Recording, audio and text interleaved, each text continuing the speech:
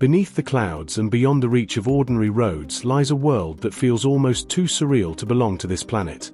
From volcanic peaks wrapped in rainforest to jagged limestone spires shrouded in ancient mist, there exist places so extraordinary, so wildly beautiful, they defy belief. In this journey, we'll venture into the heart of Earth's most unreal mountain landscapes. Places where myth and nature intertwine, where the air is thinner, the silence deeper, and the views so vast they feel like they stretch into another realm. These are not just mountains, they are living monuments to wonder, shaped by fire, time, and forgotten stories. Join us as we step into the sublime. But before we continue, subscribe to the channel and like the video. Rising like a dream from the plains of northern Tanzania, Mount Meru is a hidden wonder, a sacred and lesser-known sibling to the world-renowned Kilimanjaro. But in the shadow of Africa's tallest peak lies a mountain that is no less spectacular, and in many ways, more intimate and mysterious. Mount Meru is a stratovolcano, its asymmetrical cone sculpted by a violent past. The mountain last erupted in 1910, and today it slumbers under blankets of cloud and rainforest, a guardian to the Arusha National Park that cradles its slopes. Standing at 4,566 meters, 14,980 feet, Meru is the fifth highest mountain on the African continent, and its summit crater is both eerie and breathtaking. Its knife-edge rim encircles a massive horseshoe-shaped void where ancient eruptions have torn away the eastern flank. From the summit, known as Socialist Peak, hikers are rewarded with an astonishing panorama that on clear mornings reveals Kilimanjaro rising in the distance like a vision from another world. The path to that summit is a wild, tiered ascent through tangled montane forests teeming with wildlife. Giraffes stalk the lower slopes, blue monkeys chatter in the canopy, and leopards leave silent prints on the jungle trails. But Meru is not only a geographical marvel, it is a spiritual landmark.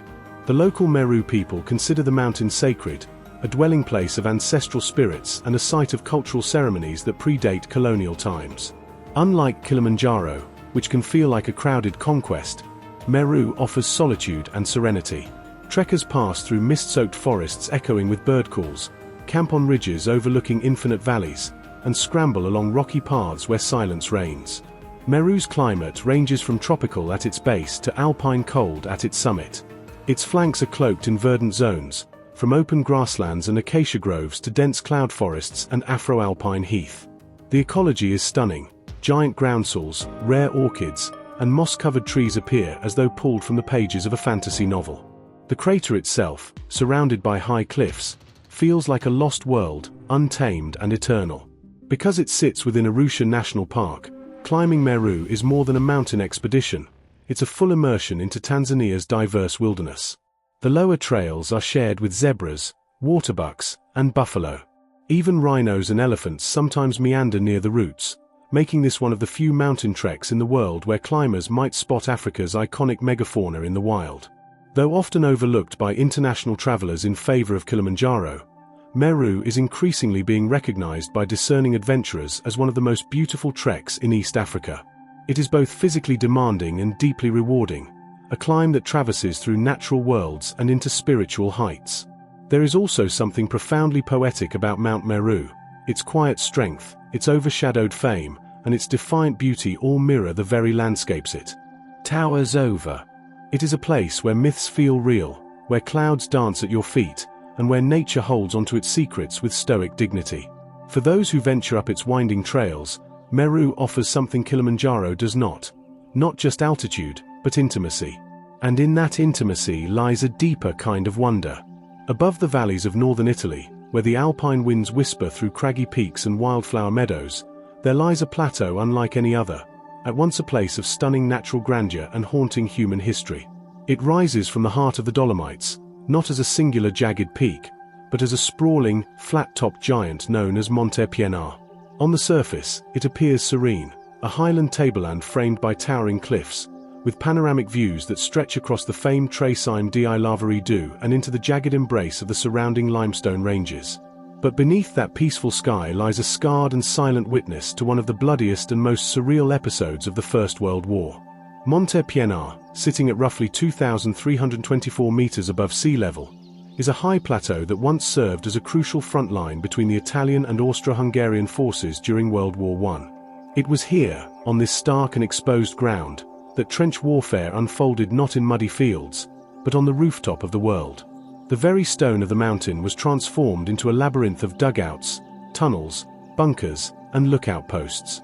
Men lived, fought, and died on this windswept slab of rock, often at freezing altitudes, always under the watchful gaze of the enemy camped just a few hundred meters away. Over 14,000 soldiers perished here, many of them young conscripts who never imagined that war would lead them to die in the sky. Today, Monte Pinar is both a memorial and a natural wonder, its dual identity etched into every cliff and trench. Hiking across its windswept top is like traversing a forgotten battlefield where nature and history exist in uneasy silence. Craters from long-forgotten shelling still scar the earth. Stone trenches and tunnels snake through the alpine grass like abandoned veins. Rusted barbed wire clings to rocks, and memorial plaques appear suddenly from the undergrowth, their letters slowly fading into the elements. In some parts, the mountain has absorbed the relics of war completely. Helmet fragments embedded in moss, rusted rifles hidden beneath shrubs, and ammunition casings tucked into cracks in the stone. The juxtaposition is staggering. One moment, you're standing atop a cliff where the world opens wide below, valleys swathed in pine forests, distant peaks fading into layers of blue mist, and the next, you're ducking into a cold, narrow tunnel dug by terrified hands over a century ago. The Dolomites here are a place of vertical drama and light, where limestone towers glow pink in the alpenglow and clouds wrap around ridgelines like smoke. And yet, within this aesthetic brilliance lingers the terrible ghost of war, a contrast so vivid it feels surreal. Despite the gravity of its past, Monte Pinar is remarkably accessible. Unlike the knife-edge peaks that characterize much of the Dolomitic spine, this plateau offers gentle trails that are popular among hikers, cyclists, and history enthusiasts. A network of restored paths traces old military routes, often lined with interpretive signs that explain the strategic importance of the site during the war. The ascent is not overly technical, making it suitable even for those without mountaineering experience. But what it lacks in climbing difficulty, it more than compensates for in emotional and visual impact. From the summit area, one can gaze directly at the Tres Cime di Lavari Du, three monumental spires that dominate the skyline and draw climbers from across the globe. Their silhouettes are almost mythic, carved like totems out of pale rock. At sunset, they blaze with an ethereal glow, their sharp profiles etched against the blood-red sky. Below, the valleys of Misurina and Oronzo stretch out like paintings, dotted with alpine huts, glacial lakes, and winding roads that seem to lead back in time. The transformation of Monte Pinar into an open-air museum has ensured that its tragic legacy will not be forgotten. Volunteers and local organizations have worked tirelessly to preserve its war relics, installing explanatory panels, restoring walkways, and offering guided tours that delve into the lives of soldiers who once huddled in its icy crags. Their stories are deeply human, young men writing letters to mothers in the lulls between shellfire, chaplains holding mass in makeshift dugouts, and medics carrying the wounded across snowdrifts under sniper fire. Perhaps one of the most poignant aspects of Monte Pinar is how it exemplifies the sheer absurdity of war. In a place of such overpowering beauty, where eagles wheel overhead, where silence hangs like snow, where flowers bloom beside rusted grenades, men waged a war of attrition that brought neither strategic advantage nor lasting victory. The very terrain made progress impossible. And so, for years, soldiers dug deeper into the rock, built higher walls of stone, and waited in fear as avalanches, frostbite, and bombardments claimed more lives than combat ever could. Yet despite its history, the mountain has healed, slowly and resolutely. Nature has reclaimed much of the battlefield. Grasses sway where soldiers once stood. Marmots now burrow beneath former command posts. The wind carries whispers not of artillery, but of alpine songbirds and distant herds of chamois. It's as if the earth has chosen to remember, but not to remain wounded. Monte Pinar is not just a destination, it is a living monument, one that offers a rare blend of raw natural majesty and poignant historical depth. Standing upon its crest, one is reminded of the vastness of time and the transience of suffering. The trenches crumble, the metal rusts, and even the deepest wounds of war are softened by time and moss. But the lessons linger. The silence of Monte Pinar is not empty. It speaks with a voice that no guidebook or history text could ever match. Those who journey here don't just come for the views, they come to confront the echoes of the past, to feel the chill of the wind that once carried the cries of war, and to look out across the same horizons that once brought both hope and despair. There is awe in that experience, and a kind of reverence that can't be explained, only felt, up there where the cliffs meet the sky, and the earth still remembers. Rising dramatically from the rugged heart of Madeira, Pico do Arriero pierces the heavens with jagged ridgelines and mist-drenched spires, its summit perched at an elevation of 1,818 meters. Though not the highest point on the island, that title belongs to nearby Pico Ruivo. Arriero is the most accessible and perhaps the most visually astonishing. It offers a vantage point over a world shaped by ancient volcanic fury and sculpted over eons by wind, rain, and time.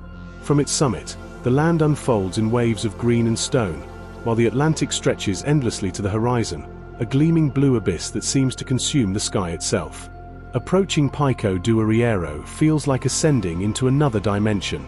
The road that leads to the summit twists and coils through steep forested valleys and above the tree line, delivering travelers into a surreal highland realm of rock towers and swirling clouds.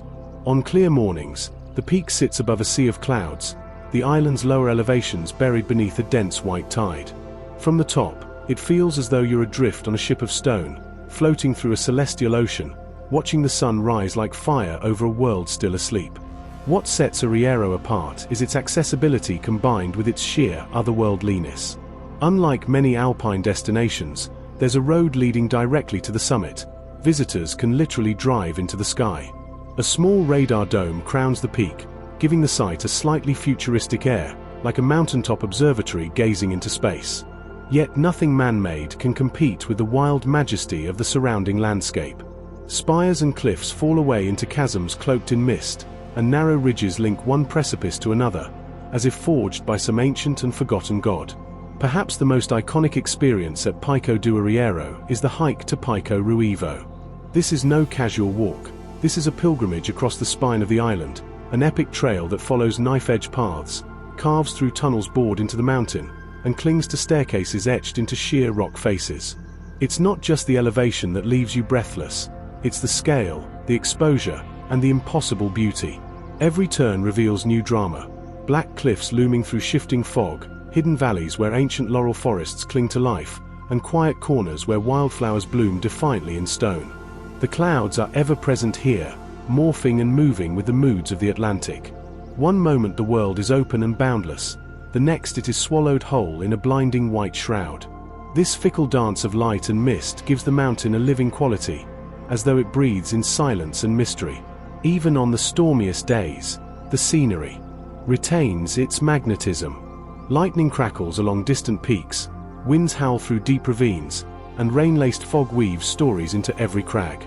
There's a primal thrill in simply being there, exposed to the raw forces that sculpted this island.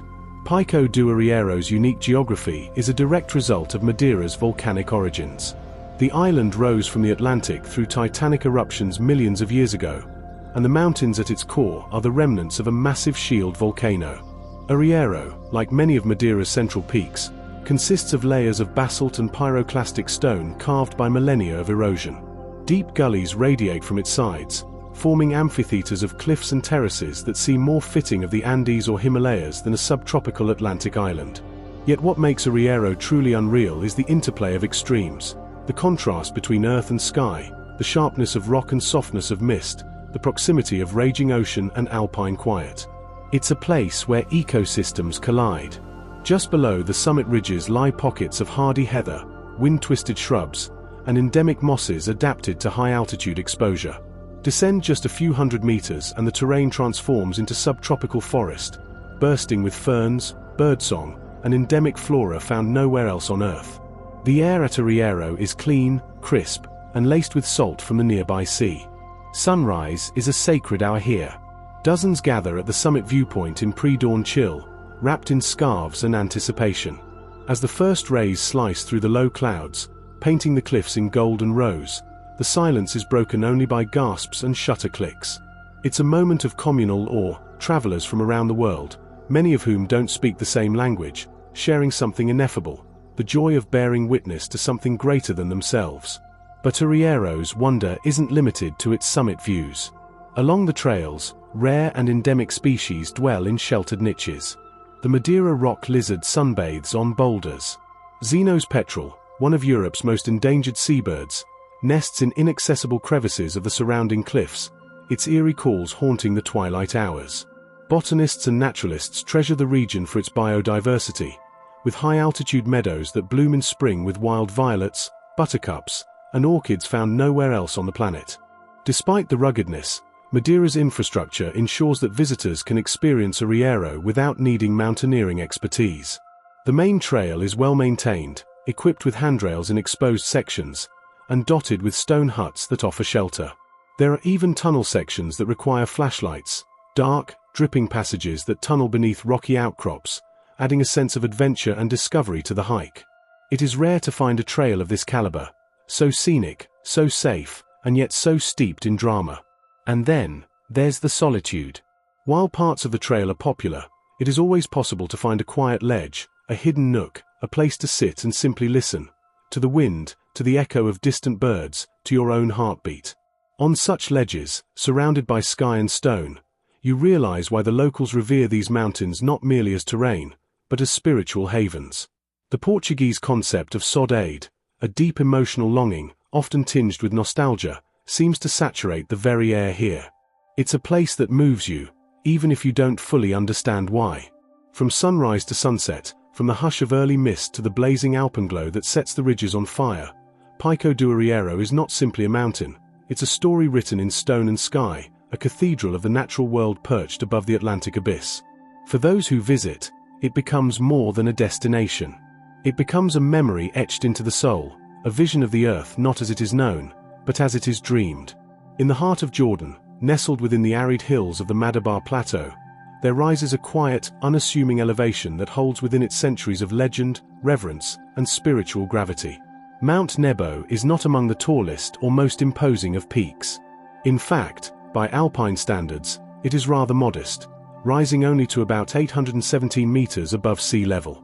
But what it lacks in height, it makes up for in something far deeper, a commanding, almost mystical presence that transcends mere geography. It is a place where the veil between the earthly and the eternal feels unusually thin, where stone and scripture intertwine. From the summit of Mount Nebo, the view stretches endlessly across a sunlit landscape that breathes with layers of time. On clear days, one can see the winding Jordan River as it cuts through the valley below, and beyond that, the hazy outlines of the Dead Sea shimmer like a mirage. Farther still, the hills of Judea rise and fall gently toward the horizon, leading the eye toward Jerusalem, which, under perfect conditions, can just barely be glimpsed through the dry air, glowing like a whispered memory. But the true power of Mount Nebo lies not only in its panoramas.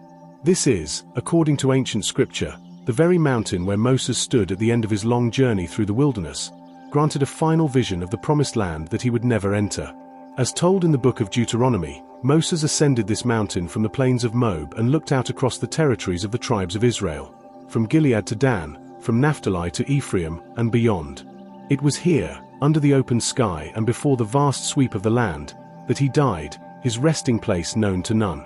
The moment is one of profound finality and transcendence, a conclusion not just to a life, but to a generational odyssey. To stand in that same place today is to feel the weight of that moment echo through the wind. Pilgrims from all corners of the world make their way to Mount Nebo not only for the view but to feel connected to something ancient and enduring. The landscape, parched and golden, has changed remarkably little over the centuries.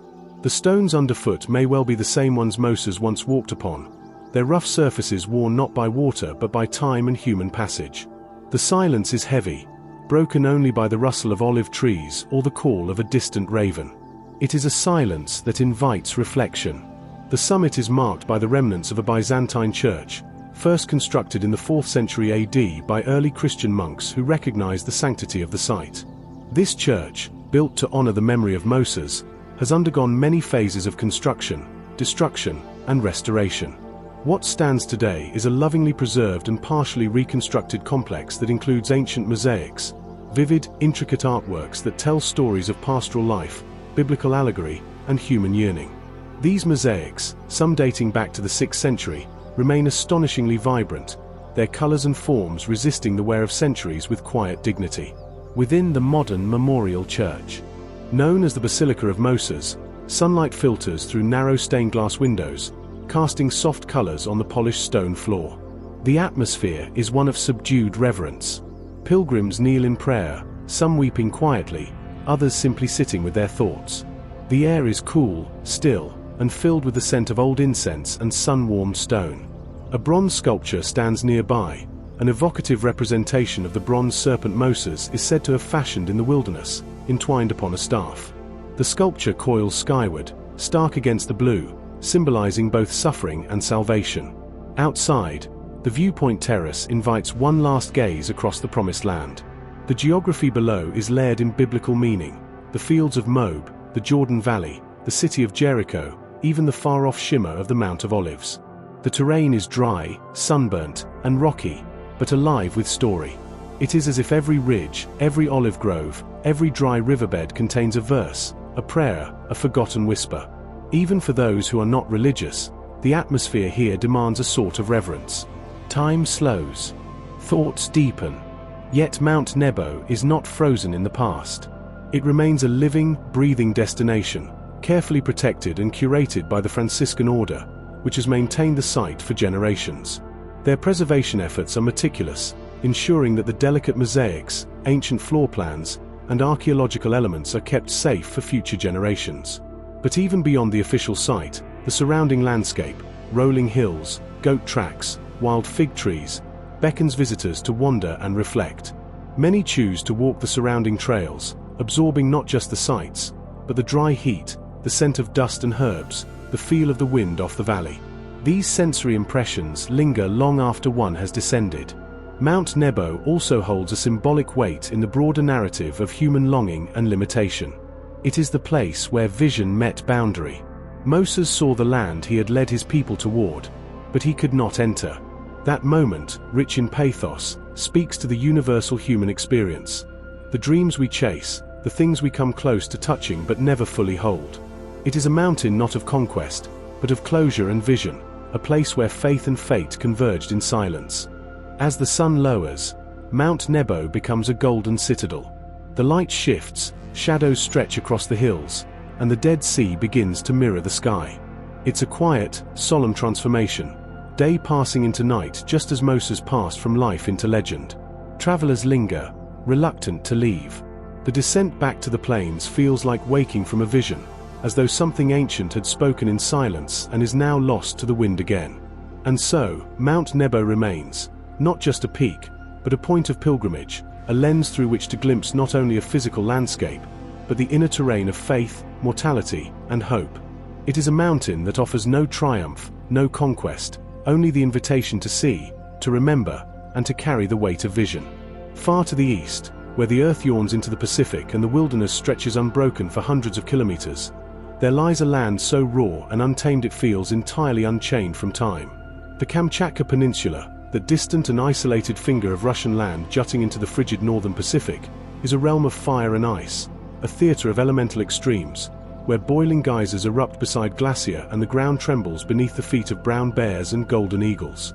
It is here, in this forgotten corner of the world, that Mount Kazan stands.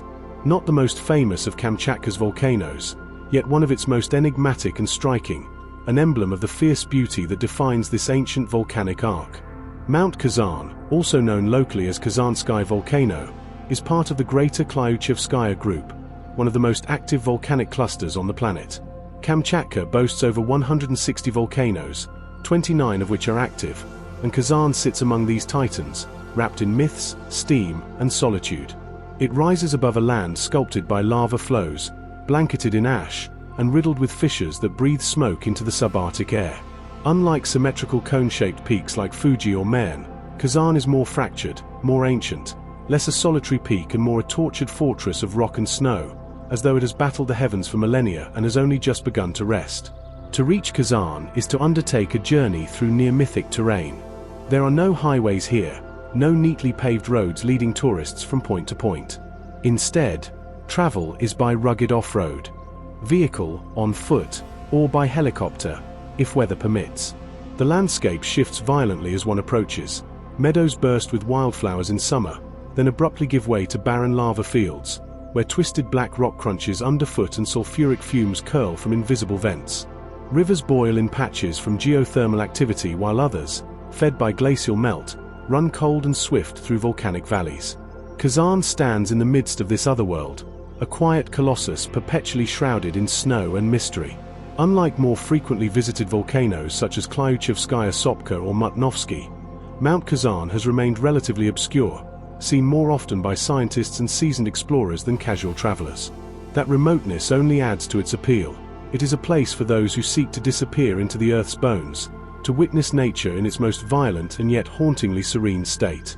There are no railings here, no interpretive signs or cafes, only the thunder of shifting tectonics, the hiss of fumaroles, and the silence of wind sweeping across snowfields where no footsteps linger for long. The volcanic activity in this region is due to the subduction of the Pacific Plate beneath the Okhotsk Plate, a tectonic collision that has brewed geological chaos for millions of years. Kazan is a remnant of that process, a still active reminder that the world beneath our feet is not solid or still but boiling, breathing, and very much alive. It may erupt again, or it may simply smolder for another century. In Kamchatka, the Earth makes no promises.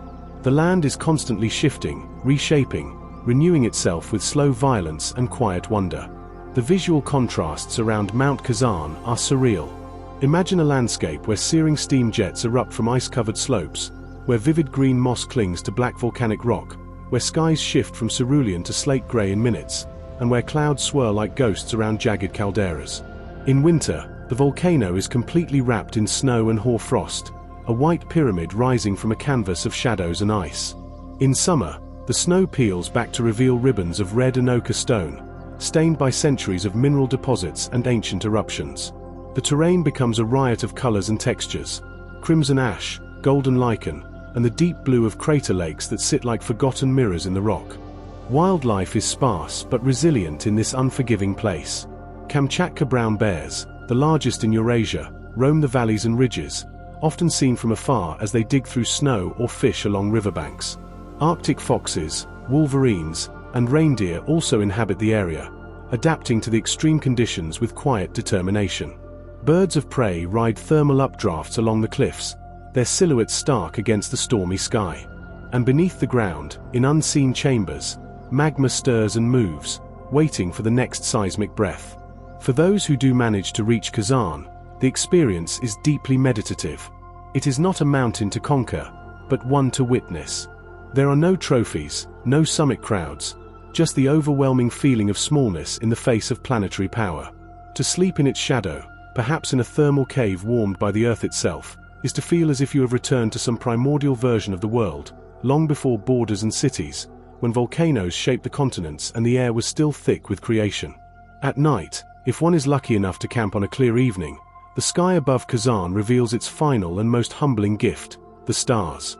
With no light pollution for hundreds of kilometers, the Milky Way blazes across the heavens in crystalline arcs.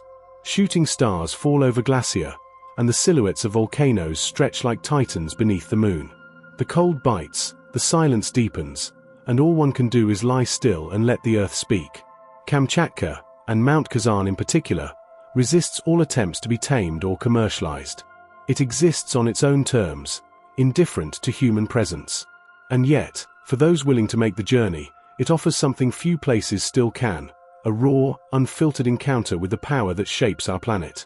There is no Wi-Fi, no gift shop, no selfie station. Just the volcanic breath of the world, exhaling through stone and snow, whispering of deep time. Mount Kazan reminds us that the Earth is not a finished sculpture but an ongoing act of creation, a living canvas painted with magma and ice. In a world increasingly dominated by screens and schedules, such places are not just rare, they are necessary. They remind us of the scale of things, the fragility of life, and the resilience of nature. Here, surrounded by fire and ice, we remember that we are guests on this planet, and the volcanoes, ancient, patient, and eternally watching, are the true keepers of the land. Far away from the touch of cities, deep within the formidable expanse of Siberia, lies one of the most awe-inspiring and least disturbed mountain ranges in the world, the Eastern Sayon Mountains. Within this great sweep of land, where rivers run cold and forests whisper stories older than memory, rises Mount Sayon, a name that resonates not just with geological identity, but with mysticism, solitude, and survival. To speak of the Sayons is not merely to describe a mountain range. It is to enter a world shaped by elemental forces, where the earth wears its wildness proudly and time moves with glacial patience. The eastern Sayon Mountains form a vast arc across southern Siberia, delineating the northern boundary of the Mongolian steppes and marking the place where the taiga, the great boreal forest, gives way to the unforgiving heights of rock, ice, and sky. These mountains are older than imagination, forged over hundreds of millions of years through tectonic uplift, continental collisions, and ancient erosion. Mount Sayon, though not a singular peak but rather a symbolic centerpiece of this region, rises as a testament to all that is fierce, beautiful, and untouched in this corner of the world.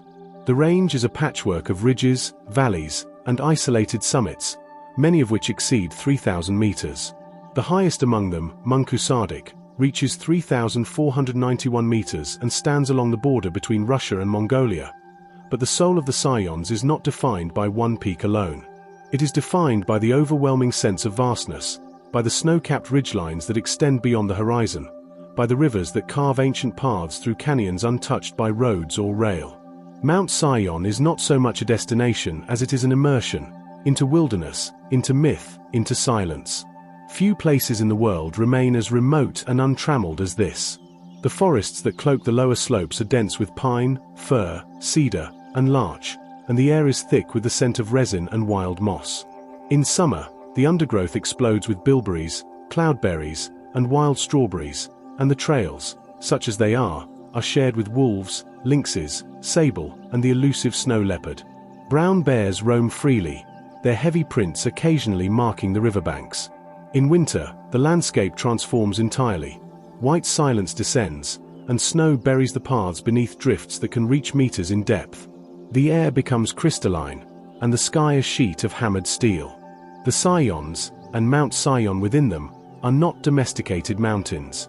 There are no developed ski resorts, no paved roads climbing the slopes, no lodges with hot cocoa and postcard views. Those who enter the range must bring their own shelter, their own provisions, and a deep respect for the brutal majesty of Siberia.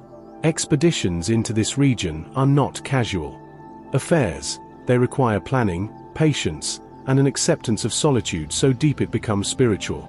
There are no crowds here, only wind, snow, and the occasional trace of hooves or paws.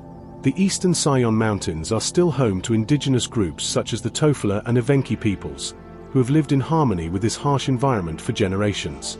Their traditions, shaped by shamanic belief systems and animistic reverence for the land, speak of spirits in the rivers, voices in the rocks, and ancestors who walk invisibly among the trees.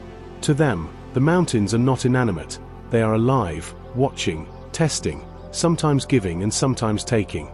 Mount Sayon, like other sacred peaks in the region, features in tales of origin, power, and the thin line between life and death. The geology here is as varied and dramatic as the stories that accompany it. Granites, schists, and gneisses collide in bands of color and texture, forming complex structures of ridgelines and spires that seem deliberately carved. Glacier nestle in high basins, feeding pristine lakes and rivers below. In certain light, the mountains shimmer in layers of silver, blue, and gold, as though the land itself is illuminated from within. Fog moves swiftly through the valleys, rolling in like smoke from unseen fires, blurring the borders between earth and sky. And yet, despite its ruggedness, the eastern Sayon region is astonishingly beautiful. The lakes, like Lake Kovsgol near the southern border, are mirror-like, reflecting the jagged peaks with perfect clarity. Waterfalls plunge down cliff faces into green glades carpeted with wildflowers. In autumn, the forests turn golden, and the larch trees blaze with color before the onset of the first snows. It is a place of drama, certainly, but also of serenity, where the natural world exists in a kind of primeval harmony. Mount Sayon is also a magnet for explorers, naturalists, and spiritual seekers drawn not by fame or photographs, but by the allure of the unknown. There is something unexplainable about standing among these vast ridges, knowing that you are possibly the only human for miles in every direction. The silence becomes physical, pressing in, wrapping around the senses until your own thoughts are the only disturbance in the air. It is in this silence that many visitors find what they were truly seeking, not adventure, but clarity. There are no shortcuts to experiencing this landscape. Everything must be earned. Hikers carry their packs for days, crossing icy rivers, climbing through scree and snow, enduring sunburn by day and freezing temperatures by night. But every step brings with it something incomparable: the scent of untouched forest, the crackle of frost beneath boots, the sight of golden eagles circling above wind-sculpted crags, the feel of glacial water on sunburned skin. These are not souvenirs, they are imprints on the soul. Legends abound here. Locals tell of strange lights seen over the mountains, of ancient spirits guiding or misguiding travelers, of sacred springs that cure sickness or reveal truths. These are not dismissed as mere folklore but are treated with quiet reverence. In a place where modernity has yet to intrude, such stories feel not only possible but likely. The boundaries between real and imagined blur, and one finds oneself walking through a living myth. Mount Sion and its surrounding wilderness are, in every sense, unreal. Not because they are false or fabricated, but because they defy the boundaries of everyday experience. They are too vast, too wild, too untouched to be grasped fully by the rational mind. They ask only for humility, for endurance, and for the willingness to surrender one's sense of control. In return, they offer something very few places on Earth still can: the unfiltered, unedited, overwhelming reality of the planet in its rawest form. Here, the world is not curated. It is not tamed or softened or designed for convenience. It is ancient stone and endless sky, freezing wind and sudden beauty. It is the wild, and it is waiting. Shrouded in mist and steeped in legend, Mount Barbiagora rises from the borderlands between Poland and Slovakia like a brooding sentinel of stone and shadow. At 1,725 meters above sea level, it is the highest peak in the Beskid Mountains and a towering presence in the Carpathian Arc. Though modest by global alpine standards, Barbiagora, literally Old Woman Mountain, though often referred to in folklore as Witch's Mountain, commands a presence far greater than its height suggests. It is a mountain where weather rules absolutely, where myths linger in the wind, and where nature reveals itself not in grandiose gestures, but in a quiet, pervasive magic. The mountain's nickname, Witch's Mountain, is no idle poeticism. For centuries, the locals of the surrounding villages believed the peak to be a haunt of witches, spirits, and wandering phantoms. Its summit, often obscured by dense fog and swirling clouds, was said to be a meeting place for witches who rode the winds during storms. The name Barbiagora itself conjures the image of a crone atop a desolate crag, casting spells and weaving weather. And in truth, the mountain seems to play along with this myth. Its reputation for rapidly changing and often violent weather has made it infamous among hikers and mountaineers. A day can begin in sunshine and end in thunder, fog, and bitter cold, a trickster mountain that hides its moods beneath layers of cloud and rain. But beyond the superstition, Barbiagora is a place of deeply evocative beauty. It forms the core of the Barbiagora National Park, a UNESCO-designated biosphere reserve that protects some of the last truly wild stretches of Central European forest. The park spans multiple altitudinal zones, offering an ecological richness rare for a single peak. At its base, Primeval Beach and fir forests create an almost cathedral-like stillness. Moss drapes from tree trunks, and shafts of light pierce the canopy like divine messengers. These forests are home to lynx, wolves, and even the occasional brown bear, creatures that roam unseen through the undergrowth, leaving only tracks and a sense of something watching. As the trail ascends, the dense woodland gives way to stunted spruce and wind-twisted crumholts, gnarled and hunched by relentless alpine gales. Higher still, the trees fall away entirely, revealing a subalpine and then alpine zone marked by stone, heath, and hardy wildflowers. The summit itself, Diablack, or Devil's Peak, is often blasted by wind, wrapped in cloud, and layered in frost even when the valleys below are green. On those rare, clear days, however, the view is spellbinding. The Tatras shimmer on the distant horizon, the Orava Basin unfolds like a map to the south, and the rolling hills of southern Poland stretch endlessly to the north. There is something ancient in the way the mountain reveals itself. The trails that lead to the top, most notably the red-marked route from the Krowiaki Pass, feel more like pilgrimages than hikes.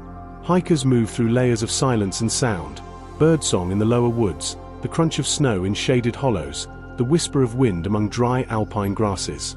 Along the way, there are occasional wooden crosses and stone cairns, quiet markers of past journeys and perhaps of past losses.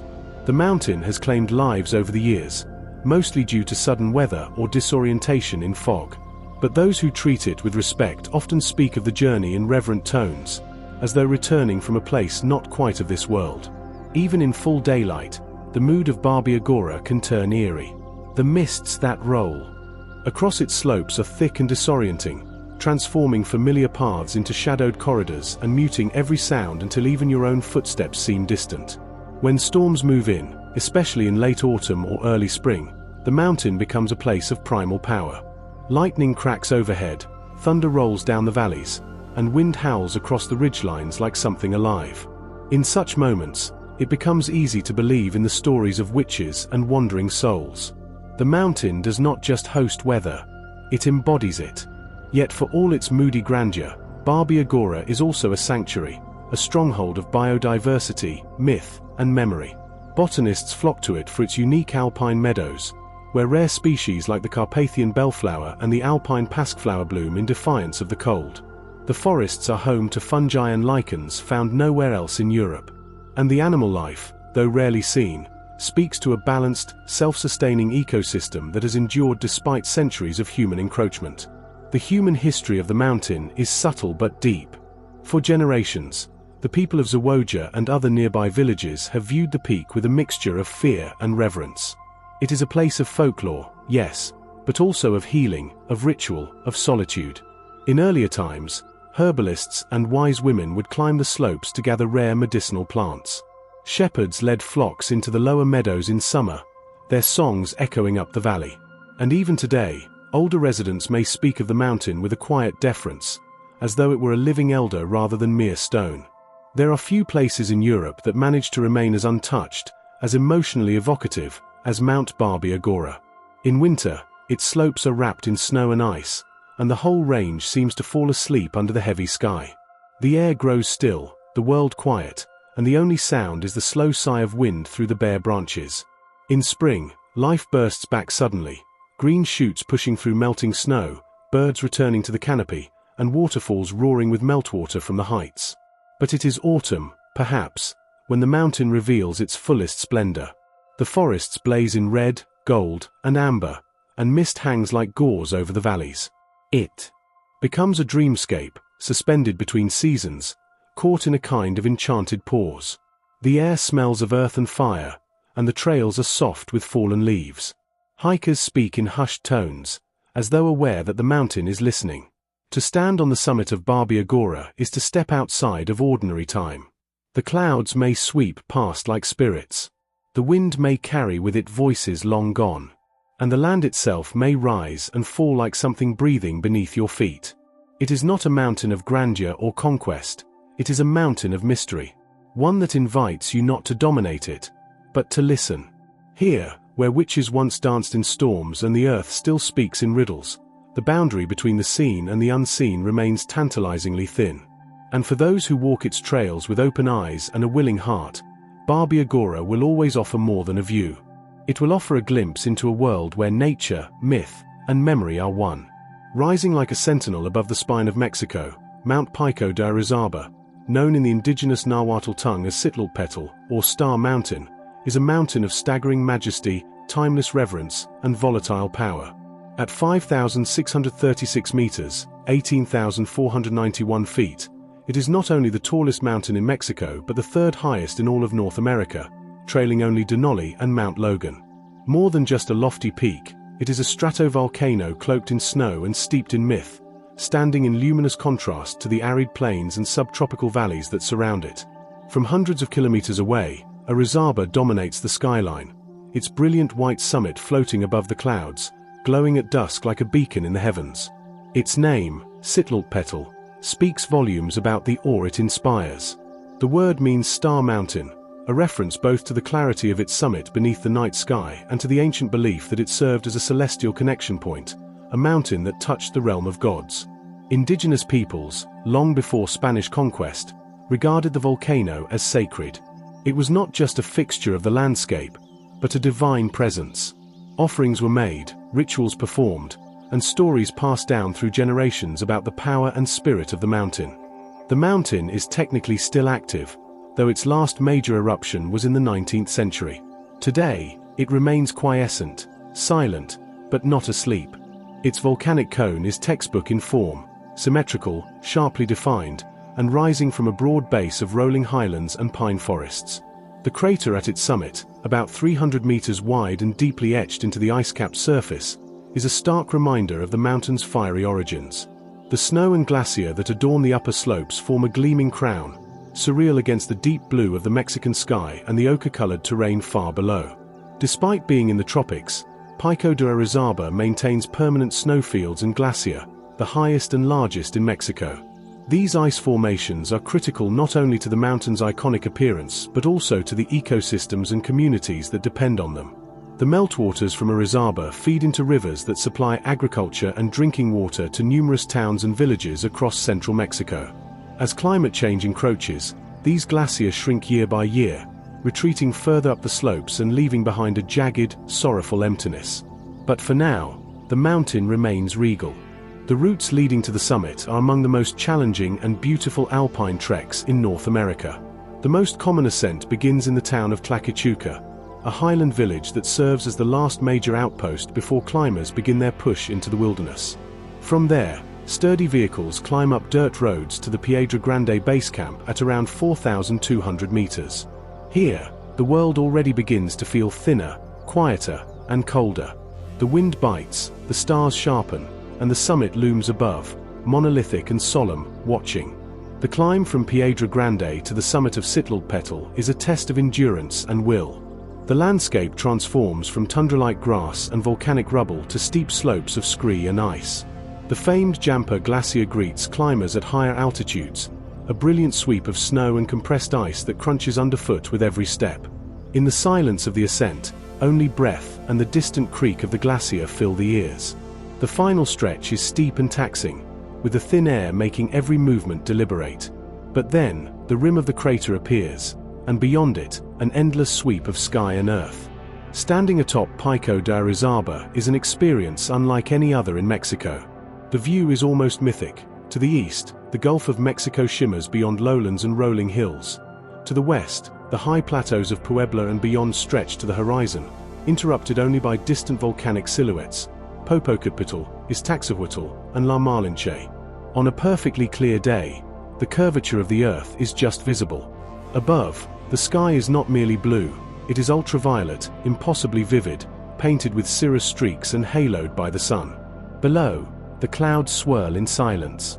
It is a place where words fall short, and where even time seems to halt, if only for a breath. Yet Pico de Orizaba is more than just a mountaineering conquest. It is deeply woven into the fabric of Mexican identity, appearing in literature, poetry, and folklore as a symbol of purity, challenge, and beauty. Ancient Aztec and Totonac civilizations both paid homage to the mountain, regarding it as a divine source of water, fertility, and guidance. In some traditions, Citlal is the brother of Iztaccíhuatl and Popocatépetl, part of a sacred triad of mountains who whisper to one another through cloud and storm. In others, it is a lonely star-touched giant who watches over the sleeping earth below, his voice echoing only in the wind. The flora and fauna of the region add further dimension to its mystique. The lower slopes are cloaked in pine-oak forests alive with the scent of resin and the calls of rare birds. Woodpeckers hammer at bark, hummingbirds dart through flowering bushes, and foxes slink along the tree line. Higher up, vegetation vanishes, replaced by lichens and mosses clinging to rock. In the snowy heights, silence reigns, broken only by the wind or the occasional rumble of ice shifting under sunlight.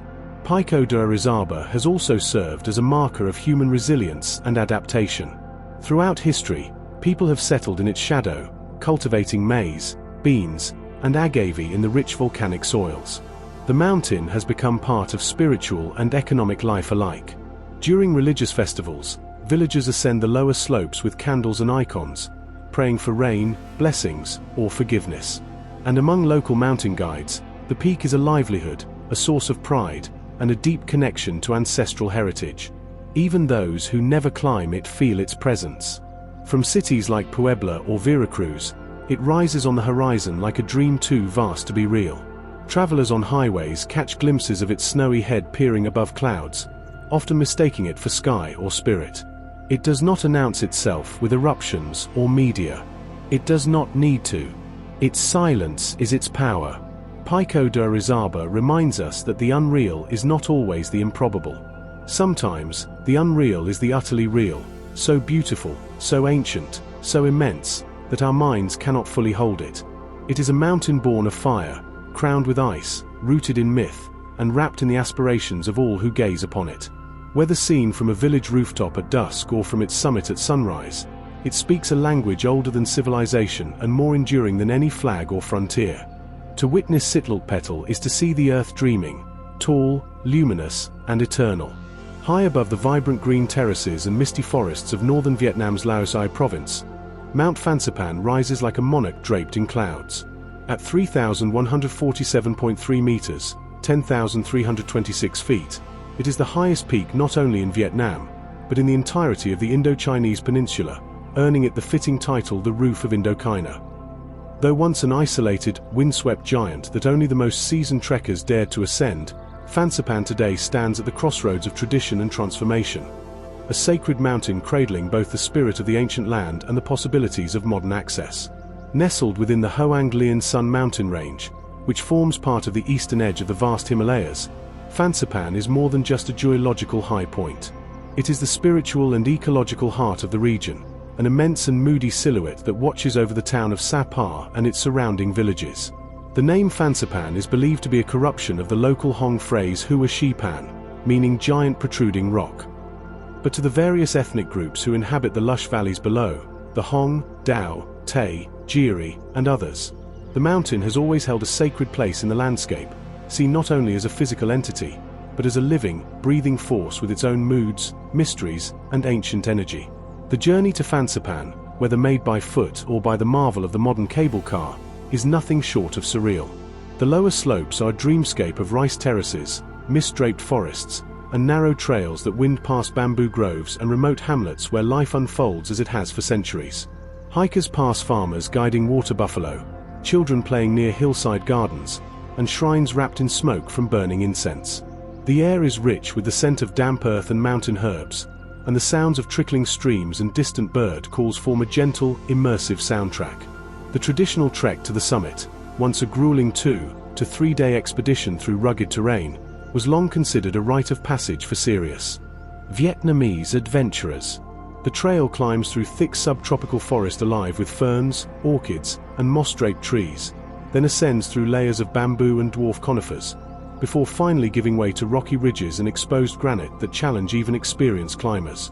The final push to the summit often requires scrambling over slippery stones and bracing against strong, icy winds. But for those who make it, the sense of accomplishment is profound. To stand atop Phanxapan is to stand at the edge of the sky, above clouds that drift like silk across the valleys below. In recent years, however, Phanxapan has become far more accessible, thanks to the construction of one of the world's longest and highest cable cars, a feat of engineering that has changed the way people experience this mighty mountain. Opened in 2016, the Phanxapan Legend cable car system whisks passengers from the floor of the Muong Hoa Valley up nearly 1,500 meters in elevation to a station just shy of the summit in only 15 minutes. The ride itself is breathtaking. Panoramic glass windows offer uninterrupted views of ancient forests, cascading waterfalls, and the patchwork fields of Sapa far below.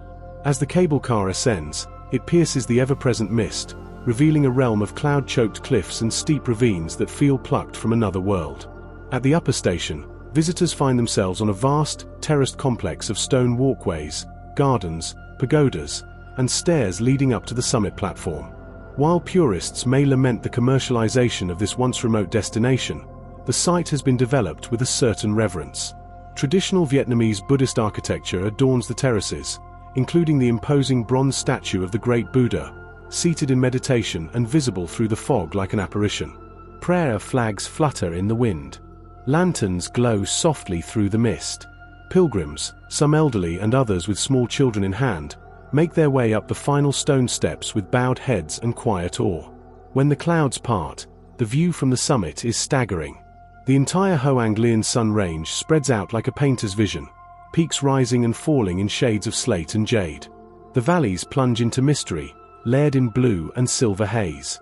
On exceptionally clear days, one can see all the way to the Red River Delta in the east, and into the distant silhouettes of Laos and China to the west and north.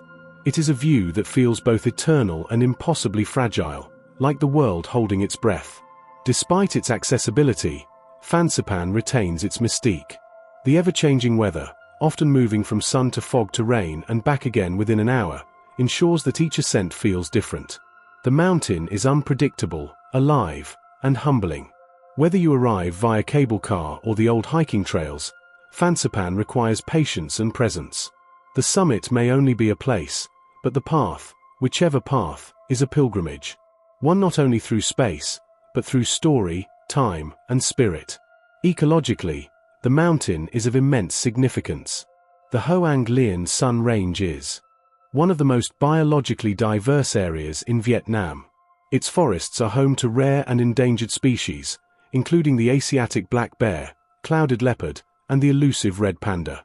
Bird life is especially rich, with pheasants, laughing thrushes, and partridges calling the canopy home. Botanists are equally enchanted, as the region boasts hundreds of endemic plant species, including rare orchids that bloom in the misty upper slopes, tucked into moss-covered crevices like hidden treasures. Culturally, Phanxipan stands at the intersection of Vietnam's past and present. The mountain has inspired generations of poets, pilgrims, and travelers. In modern times, it has also become a symbol of national pride and perseverance, a peak to be conquered, photographed, and revered. Yet for the ethnic minorities who have lived in its shadow for centuries, it is not a conquest but a constant companion. Their knowledge of the land, passed down through oral tradition, contains layers of understanding that modern maps and guides can never quite match. They know the mountain's moods, its seasons, its secret springs and silent warnings. Their reverence is not for what Phanxipan offers, but for what it is. In the quiet moments, when the tourists have thinned and the wind begins to whisper through the prayer flags, one can still feel the mountain as it was in ages past, a remote, sacred summit wrapped in mist and myth. You can feel the heartbeat of Vietnam in the soil, the ancient breath of the forests in the fog, and something eternal in the chill of the summit wind. It's a place where nature, history, and spirit entwine, and where every step, every breath, is a conversation with the sky. Mount Phanxipan is not merely the roof of Indochina. It is a crown of cloud and stone, a peak where the earth remembers its stories, and where all who ascend, by trail or cable, emerge changed, even if they do not yet know how. Amid the arid ochre tones of Morocco's vast landscapes, where the Sahara begins to unfurl its endless dunes and the cities below shimmer in dry heat, there lies a range so unexpected, so contradictory in appearance, it feels like a mirage born from some ancient dream. The Toubkal Massif, home to North Africa's highest peak, rises boldly from the heart of the high Atlas Mountains, a fortress of jagged stone and icy silence towering above desert plains. At its crown stands Jebel Toubkal, or Mount Toubkal, reaching 4,167 meters, 13,671 feet, into skies that carry both the sting of African heat and the sharpness of alpine frost. It is a place of dramatic contrasts, not just in geography, but in soul, a collision point between ancient Berber traditions, raw elemental power, and the mysterious poise of snow in the desert. As the road weaves south from the bustling city of Marrakesh, the world seems to change gradually, then all at once. Palms give way to olive groves, which in turn dissolve into scrubby highland brush. But then, with almost no warning, the high Atlas rears up before the traveler like a jagged curtain of stone, its peaks dusted with snow even while the valleys below lie parched under a relentless sun. Among these peaks, the Toubkal Massif dominates, a cluster of stark ridgelines and high-altitude passes that radiate out from the central summit like the bones of an ancient beast. For centuries, these mountains have formed both a barrier and a refuge. The native Amazigh people, better known as Berbers, have lived here for generations, their villages clinging to hillsides like stone outgrowths, their lives shaped by the rhythms of snowmelt and sun. Their presence is deeply woven into the mountain's fabric. Walk through the valleys of the Toubkal region, especially around the picturesque village of Imlil, and you'll find terraced fields, intricately carved wooden doors, and mud-brick homes shaded by walnut trees. The people here still speak Tamazight and still guide their flocks along mountain paths that haven't changed in centuries. In winter, the sheep wear bells that ring like prayers against the silence of snow. To ascend Toubkal is to take a journey that feels equal parts expedition and pilgrimage. The most common route begins in Imlil, a mountain village at about 1,740 meters above sea level. From here, the trail climbs steadily through a changing world, first through narrow valleys lined with juniper and apple trees, then along dried riverbeds littered with boulders and the bones of ancient glacial activity. Mules tread this same path, ferrying supplies for trekkers and mountaineers, their hooves kicking up dust against stone walls etched with centuries of passage. The air cools quickly as the altitude increases. Small Berber shrines dot the trail, simple piles of rock, colorful bits of cloth tied to tree branches, sacred in their anonymity. Eventually, one arrives at the Refuge du Toubkal, also known as the Neltner Refuge, a stone lodge nestled at over 3,200 meters. It is here that most climbers rest before making the final push to the summit. At night, the cold is piercing, and the stars come out in waves, blinking through the thin air with impossible clarity. The sound of silence is total, broken only by the wind howling down from the col. The summit attempt begins long before dawn. Climbers don headlamps and move as silhouettes in the darkness, the crunch of ice beneath their boots echoing through. Every gust of wind across the summit carries with it the echo of something ancient, vast, and unutterably unreal. In the heart of Central Africa, where mist dances perpetually over fertile volcanic soil and the air is thick with the scent of rain and earth, rises a mountain both fierce in presence and hauntingly beautiful in spirit, Mount Karisimbi.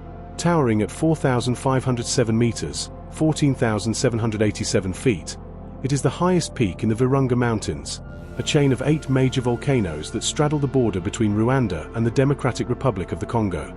Here, in one of the most ecologically rich and politically complex regions on Earth, Karisimbi stands like a slumbering god cloaked in fog, a mountain that commands reverence and caution in equal measure. The Virunga Range is a realm forged by fire. These mountains are not merely peaks, they are volcanoes, active and dormant alike, molded by subterranean forces that continue to shape the landscape today. Mount Karisimbi is classified as dormant, but its origins are anything but quiet. It was born from eruptions and upheaval, shaped over eons by lava flows and pyroclastic events, its very core still humming with geological energy. Its name is thought to be derived from the Rwandan word amasimbi, meaning white shell, a reference to the snow that occasionally graces its summit, a rare and surreal sight given the equatorial latitude. To reach Karisimbi is to journey deep into the heart of Africa's last true wilderness. The approach begins in Rwanda's Volcanoes National Park, a lush and protected area famed not only for its volcanic terrain but for its population of critically endangered mountain gorillas. The park itself is a sanctuary, of biodiversity, of silence, of life evolving undisturbed by the modern world. The lower slopes of Karisimbi are draped in dense montane forest, where ancient trees tower above the trail and the undergrowth is tangled with vines and ferns. Mist hangs in the branches like breath, and the world is reduced to a palette of green and grey, damp and living. Hiking Karisimbi is no small endeavor. The climb is usually spread across 2 days, with an overnight camp placed around 3,700 meters on the shoulder of the mountain. From the outset, trekkers are immersed in a world that feels more myth than landscape.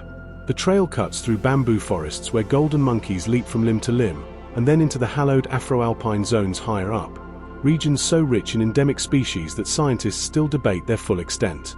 Giant lobelias stand like alien sentinels, their waxy leaves catching the drizzle. In the distance, the eerie, low call of a toriko or the rustle of a forest elephant might break the silence, only to be swallowed again by the fog. Unlike many climbs in East Africa, which are relatively dry and sunbathed, Karisimbi's slopes are rarely free of moisture. Rain is frequent, mist nearly constant, and the trail often turns to slippery mud that clings to boots and limbs alike. And yet, this weather is part of the mountain's enchantment. It creates a world softened by water, blurred by fog, alive with subtle sound and texture. With each switchback, the forest begins to thin, the temperature drops, and the air grows thinner. By the time the summit camp is reached, the land has become almost lunar in appearance, scrubby, windblown, and ominously quiet. The final ascent to the summit begins before dawn. The trail steepens into narrow ridges and loose volcanic scree. The cold, intensified by wind, seeps through gloves and layers. But then, through the thinning mist, the summit emerges, a stark and solemn expanse of broken stone and hardened lava fields, marked by the jagged rim of the volcano's crater. Standing at the top of Karisimbi, one feels suspended between worlds.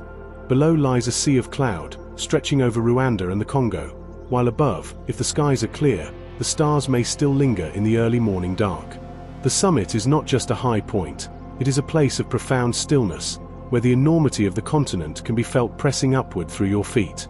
In the distance, neighboring volcanoes rise like sentinels. Mount Bisoke with its mist-shrouded crater lake, the twin peaks of Mikino and Sabiinho, and the ominous silhouette of Nyiragongo, one of the world's most active volcanoes, which sometimes glows red at night with its lava lake boiling beneath the crust. The view is not just a panorama, it is a portrait of fire and forest, of danger and sanctuary, of the earth remembering how to breathe. Descending Karisimbi is no less humbling. The mist returns quickly, often obscuring the path, and the descent through slippery trails and root-bound corridors of green is a reminder that this is a mountain that must be treated with humility. Its slopes are alive, not just with plants and animals, but with history. The region has known conflict, conservation triumphs, and unspeakable loss. The same forests that shelter gorillas and golden monkeys have also harbored rebels and seen the movements of displaced peoples. The mountain is silent, but it remembers everything. And yet, despite the challenges and its remote setting, Karisimbi has become a beacon of ecotourism and responsible adventure. The Rwandan government and international conservation groups have worked tirelessly to protect this unique ecosystem. Permits are required, guides are trained locals who know the land intimately, and trekking supports both the preservation of the environment and the communities that live in its shadow. The mountain thus becomes more than a destination, it becomes a link between nature and humanity, past and future, myth and responsibility. The very air of Karisimbi carries something primal. It is not the crisp, alpine freshness of European peaks, nor the harsh dryness of desert summits. It is something thicker, older, humid with life and mystery.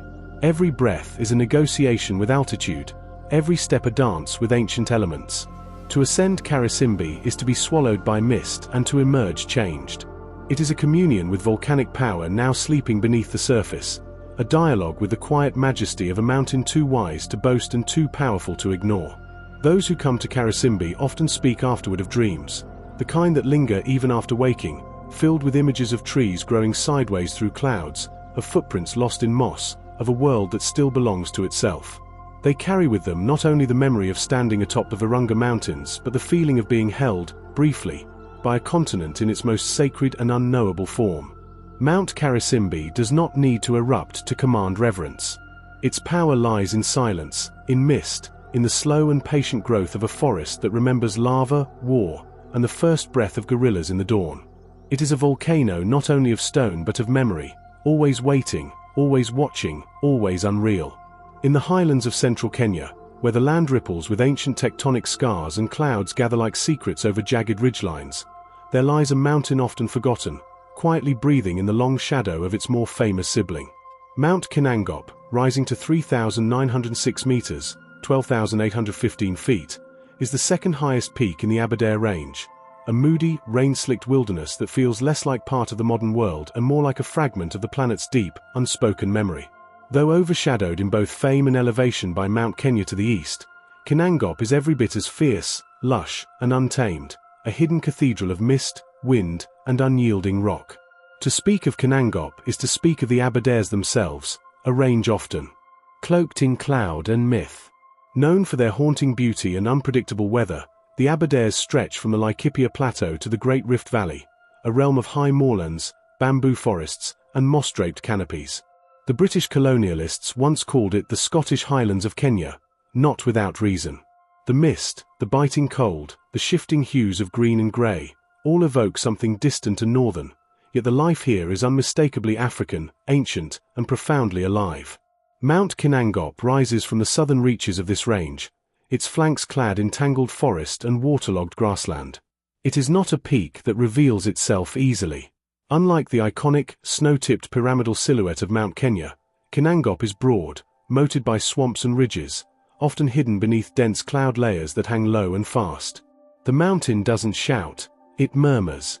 Its presence is not dramatic but atmospheric, like a feeling that grows deeper the longer you remain in its orbit.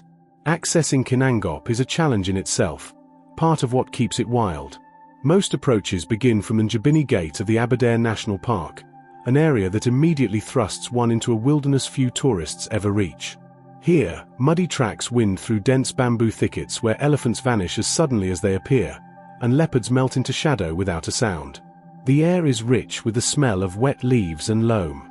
Rains fall with little warning and great volume. Insects hum through the undergrowth. And always, in the distance, Mount Kinangop waits. The trail soon climbs into the high moorlands, a surreal plateau of tussock grass, marshes, and stunted trees twisted by wind and frost. The landscape feels ghostly, unreal, like something imagined rather than seen. Giant heathers drape their limbs over black pools of rainwater. The ground squelches with every step. Strange alpine plants rise from the bogs, their leaves slick with condensation. And the sky remains a moving tapestry of grey, silver, and deepening blue. Kinangop's summit trek is not for the unprepared. While not as technically difficult as alpine climbs, it demands endurance, respect, and a willingness to be uncomfortable. The route to the top is wet, muddy, and often obscured by thick fog. There are no ropes or fixed routes, no alpine huts, only the raw trail that moves through elephant tracks and ancient migration paths carved by hooves over millennia. In some places, the trail disappears entirely, swallowed by moss or flooded by seasonal streams. This is not just hiking, it is immersion into a realm where the earth resists easy understanding. But for those who press on, Kinangop slowly begins to unveil itself. The summit ridge is a lonely, wind-blasted escarpment that rises above the moorlands in a sudden, quiet crescendo. The top is not marked by a towering peak but by a flat, narrow spine of rock and grass, often whipped by strong winds and lined with frost during the colder months. Standing there, amid the howl of wind and the soft hissing of the moor grasses, one can see to the distant peaks of Mount Kenya to the east, their snowy caps gleaming like ghosts. To the west, the vast Rift Valley yawns open beneath the clouds, a reminder of the continent's tectonic heartbeat. Wildlife in this region is as elusive as it is extraordinary. The Aberdares are home to one of Africa's most unique collections of highland species, many of which survive nowhere else. The rare and endangered bongo antelope, a reddish, striped forest dweller, haunts the bamboo corridors of the lower slopes. Black rhinos, long persecuted but fiercely protected, roam these forests with quiet defiance. There are giant forest hogs, servals, bushbucks, and colobus monkeys leaping through the misty canopy. At night, the forest comes alive with the unseen, the screech of owls, the deep cough of leopards, the echo of hyenas on the prowl. The mountain is also laced with human stories, though they are whispered, not shouted. During Kenya's Mau Mau uprising against British colonial rule in the 1950s, the Aberdares served as a hideout for freedom fighters, who took refuge in the impenetrable forests and high ridges. The terrain's difficulty became their defense. The same fog and isolation that guard Kinangop's summit today once shielded those fighting for the soul of a nation. Old rebel caves, now slowly being consumed by moss and silence, still exist in the shadows, marked only by memory and time. And there is spiritual weight to this land. 2. Among local Kikuyu communities, the Aberdares are sacred, part of the land known as Nyandarua, meaning drying hide for the way the mountains stretch like a pelt hung out in the wind.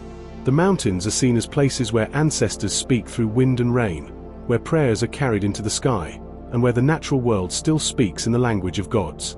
Kinangop, in particular, is said to be a mountain of trials, where those who ascend must leave behind arrogance and expectation.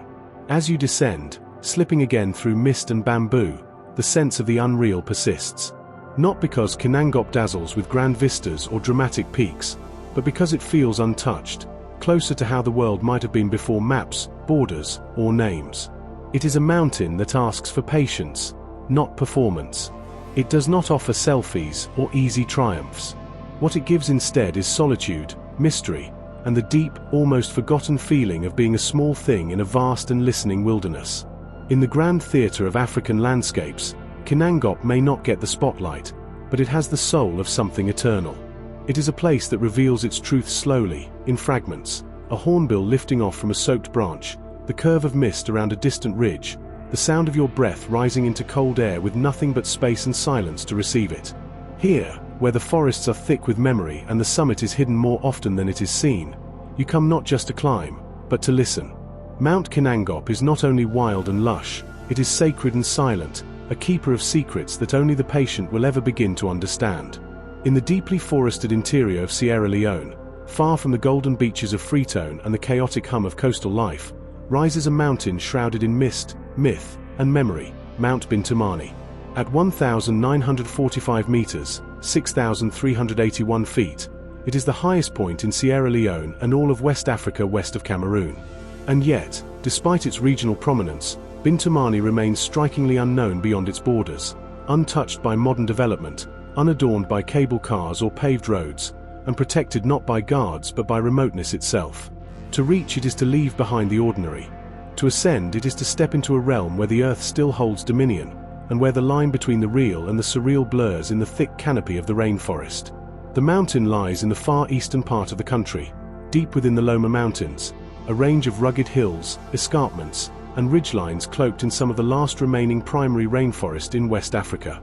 The region is one of Sierra Leone's ecological crown jewels, a proposed national park, and a vital part of the country's environmental and cultural heritage.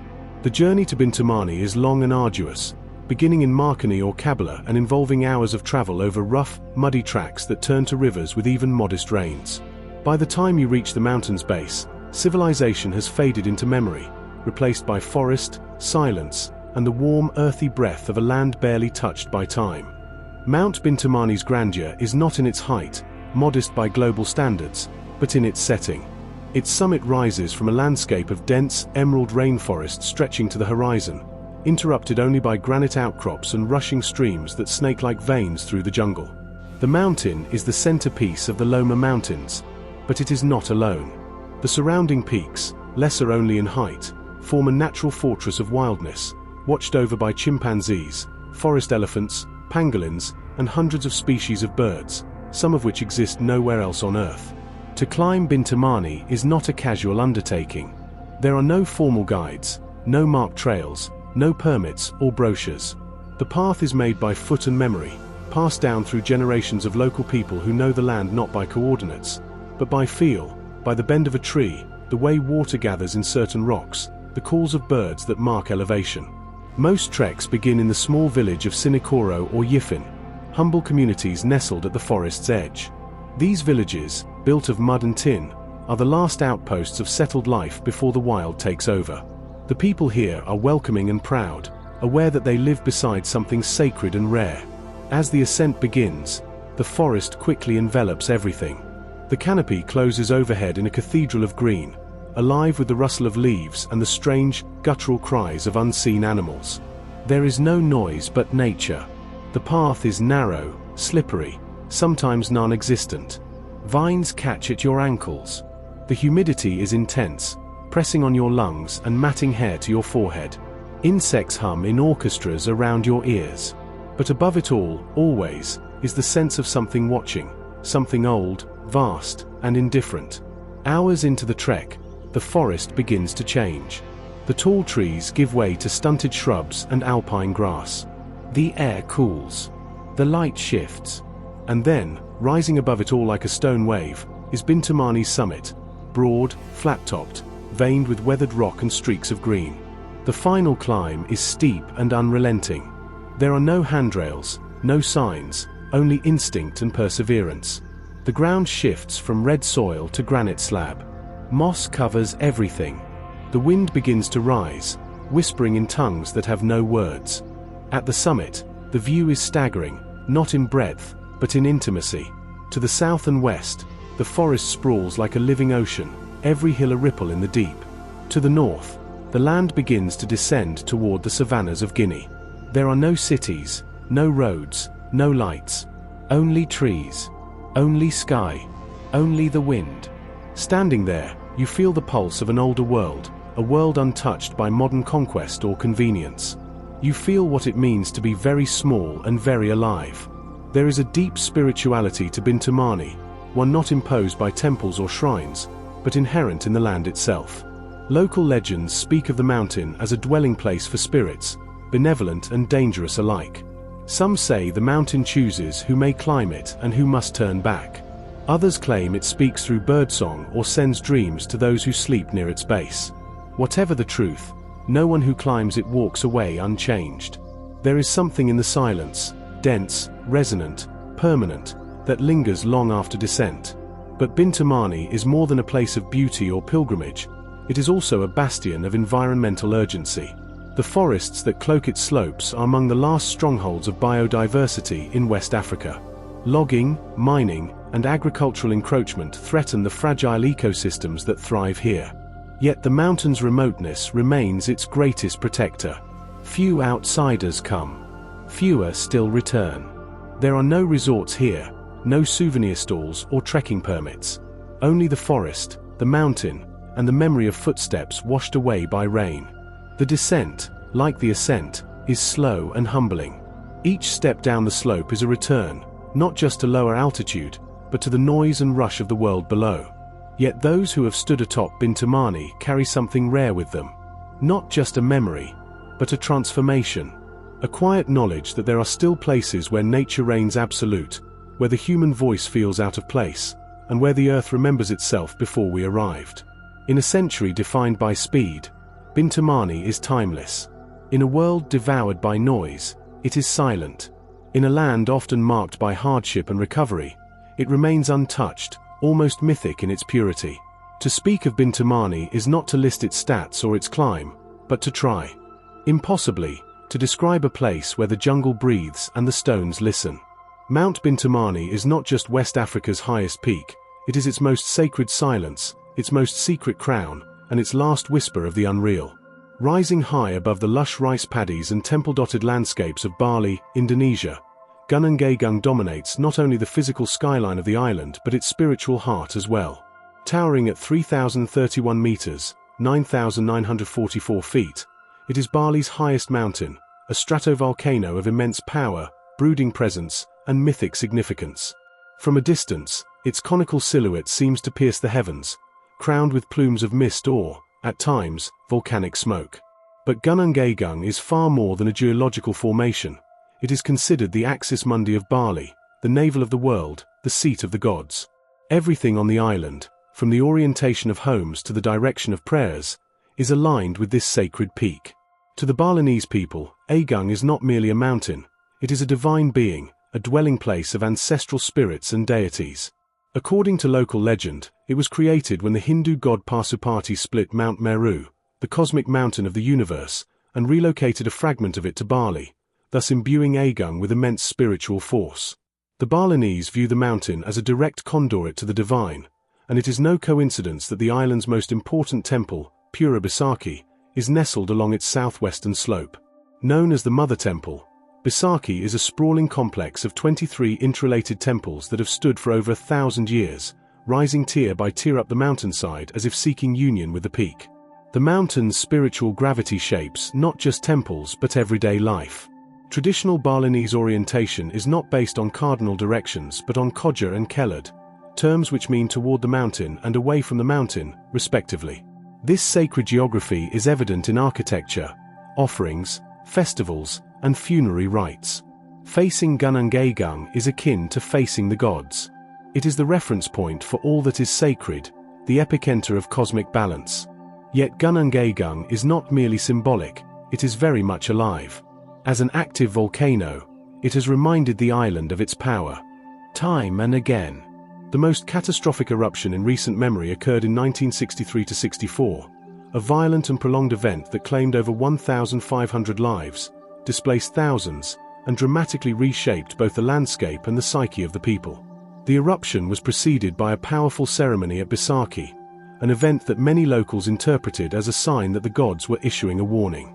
When the volcano erupted during the middle of a religious festival, it destroyed large swathes of land but miraculously spared the temple itself, an event that only deepened Agung's divine aura.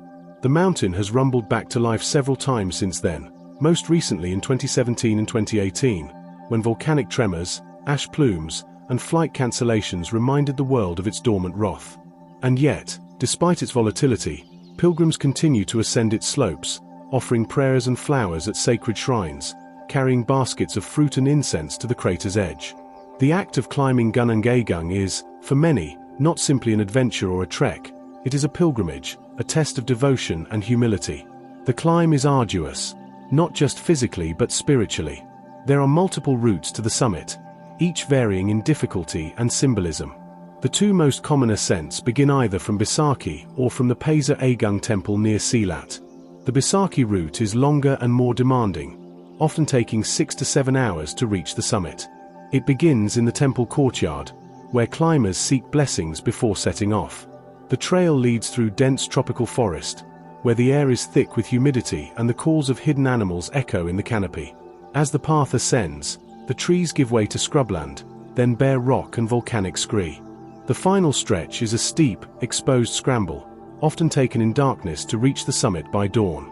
Reaching the top is an experience both visceral and metaphysical. The crater is vast and jagged, an otherworldly amphitheater that smells faintly of sulfur and age. Looking east, one can see the island of Lombok and the towering silhouette of Mount Rinjani. To the west lies the vast, glittering expanse of Bali, scattered with rice terraces, palm forests, and curling waves along the coastline. The sun rises over the curvature of the earth in slow, golden silence. The light catches on the smoke rising from the crater. For a moment, the world feels still, suspended between earth and sky. What adds to the surreal nature of Gunung Agung is the way it interacts with Balinese culture on every level. The mountain is a character in village storytelling, a direction marker in architecture, a presence in ritual. Even the simplest daily offering of flowers and rice on a banana leaf, called Kanang Sari, is positioned with Agung in mind. The volcano shapes the people's concept of space, life, death, and rebirth. Its periodic eruptions are not just disasters but seen as moments of cleansing, of divine reckoning, of cosmic rebalancing. And the environment that clings to its slopes reflects this dichotomy of destruction and fertility. The volcanic soil is rich and life-giving, nurturing some of Bali's most productive farmlands. Terraced rice fields, those emerald waves so iconic in Balinese imagery, flourish in the volcanic foothills. The forests, though increasingly threatened by tourism and agriculture, are home to unique flora and fauna, including macaques, civets, and myriad bird species that sing into the mist at dawn. Despite its spiritual gravity, Gunung Agung remains off-limits during certain times. Balinese religious leaders sometimes close the mountain to climbers during periods of spiritual significance or volcanic instability. Respect for these closures is not optional, it is a matter of cultural and spiritual survival. The mountain, after all, is not a tourist attraction in the traditional sense. It is a living temple, a force, a guardian. As you descend, tired and silent, it becomes clear that Gunung Agung offers something far beyond the physical challenge. It demands reverence. It rewards introspection. It asks nothing but presence, and in return, it gives something ineffable, a glimpse of the sacred alive in stone, fire, and cloud. Gunung Agung is not simply a mountain. It is Bali's heart and soul, unreal not because it defies the imagination, but because it defines it. A place where volcano and village, fire and offering, the human and the divine, converge in a harmony that is delicate, ancient, and perpetually reborn. In the mountains of Wakayama Prefecture, south of Osaka and Kyoto, there exists a place where the boundary between the physical and spiritual world seems to dissolve with every breath of incense and curl of mist drifting through ancient cedars. Mount Kia, or Kyasan as it is known in Japanese, is not simply a mountain. It is a sacred realm perched in the clouds, 1,000 meters above sea level, where Buddhist monks in saffron robes walk silently through temple courtyards and pilgrims ascend through the fog-draped forests seeking something far older than time. It is one of Japan's holiest sites, the beating heart of Shingon Buddhism, and a mountain where centuries fold together with every toll of a temple bell. Unlike rugged peaks that challenge the body, Mount Kia speaks instead to the spirit. Its terrain is gentle, rounded by time, and cloaked in dense forests of pine and cedar that exude stillness. But its power lies not in its height or difficulty, but in its atmosphere, a convergence of geography, ritual, and devotion that transforms the mountaintop into something wholly unreal. The journey begins not with a climb, but with a transition, boarding a small train that snakes through increasingly narrow valleys and wooded hillsides, culminating in the cable car that rises sharply into the sky, lifting the traveler from the modern world into a sacred one. Upon arrival, the air is immediately different. Cooler, scented with moss and incense, thick with silence that seems older than language. Atop the plateau lies a living temple complex, an entire monastic town made up of over 100 temples, shrines, meditation halls, and traditional inns known as shukub, where visitors can stay and experience monastic life. Founded in the early 9th century by the monk Kai, posthumously known as KB Daisha, Kyasan has remained a place of uninterrupted spiritual practice for over 1200 years. Kai brought the esoteric teachings of Shingon Buddhism back from China and chose this mountain as his spiritual headquarters. A secluded, mist-covered basin said to resemble a lotus flower when viewed from above, symbolizing purity and enlightenment. The entire town of Kyasan is infused with a calm, ritualistic rhythm. Monks rise before dawn to chant sutras by candlelight. The gongs of the temples echo through the wooded streets. Visitors and pilgrims alike shuffle along stone paths with quiet reverence. Every building, from the smallest shrine to the grandest hall, is constructed in harmony with the natural surroundings. Red lacquered gates peek through groves of towering cedar. Roof lines curve like brushstrokes. Moss carpets ancient stones. There is no rush, no harsh light, no noise, only a deep, ever-present stillness. One of the most profound sights on Mount Kia is Okunoin, the resting place of Kai and the spiritual nucleus of the entire mountain. The approach to Okunoin is a long, tree-lined path flanked by more than 200,000 gravestones and memorial stupas, forming Japan's largest cemetery. Some are simple stone markers weathered smooth by time. Others are elaborate monuments commissioned by samurai lords, poets, monks, and even corporations, whose memorials to deceased employees stand beside statues of Jizbosatsu, the guardian of lost souls and children. Walking through Okunoin is like stepping into another world, one woven from memory, reverence, and moss. The forest is ancient, the silence palpable. Tall cedar trees rise like cathedral pillars, their trunks glowing with soft, green light as the sun filters through the mist. Buddhist statues line the path, many adorned with red bibs and caps, placed there by grieving families as tokens of protection and prayer. Lanterns flicker even during the day, casting a warm, golden glow that seems to burn through time itself. The path ends at Torodo, the Hall of Lanterns, a sacred chamber filled with over 10,000 eternal lanterns kept alight in honor of the dead and the teachings of the Buddha. Beneath this hall lies the mausoleum of Kai, where, according to tradition, he has not died but remains in eternal meditation, awaiting the arrival of the future Buddha, Miroku. Pilgrims bow deeply here, some weeping, others whispering prayers or leaving handwritten notes. There is no photography allowed, no sound but the gentle rustle of robes and the low murmur of chanting monks. It is not a place of death, it is a place of eternal presence. Yet Mount Kia is not a monument frozen in the past. It is alive with daily ritual. Visitors can stay in temple lodgings and partake in Shinriri, the monks' traditional vegan cuisine crafted with extraordinary care and symbolic intention. Every meal is a meditation in itself, served in perfect silence. Miso soup, sesame tofu, pickled vegetables, and mountain herbs arranged with a precision that reflects the balance of the universe. At dawn, guests are invited to join the monks for morning prayers, an experience that echoes through the wooden halls like a river of sound flowing beyond this world. The teachings of Shingon Buddhism permeate every corner of Kyasan. This esoteric school emphasizes the possibility of attaining enlightenment in one's lifetime through ritual, mantra, mudras, and meditation. The temples are filled with mandalas, symbolic maps of the cosmos, depicting deities, sacred syllables, and spiritual realms. Central to these teachings is the idea that the entire universe is a manifestation of the Buddha's wisdom and compassion, and that every stone, leaf, and breath on Mount Kia is part of this vast sacred tapestry. Among the many temples, Kongbu-ji stands out as the head temple of Shingon Buddhism. It houses intricate sliding door paintings, a vast rock garden known as Banrite, the Dragon Garden, and the personal spaces of historic abbots. The garden, composed of carefully raked gravel and massive granite stones, is meant to represent two dragons emerging from a sea of clouds, eternal guardians of the Dharma. Here, too, the silence speaks volumes, inviting contemplation that goes beyond words. Each season transforms Mount Kia into a different kind of sacred vision. In spring, cherry blossoms soften the graves and temple roofs with clouds of pink. In summer, the forest pulses with green life, humid and dense. Autumn paints the entire landscape in gold, orange, and crimson, casting long shadows through the ancient trees.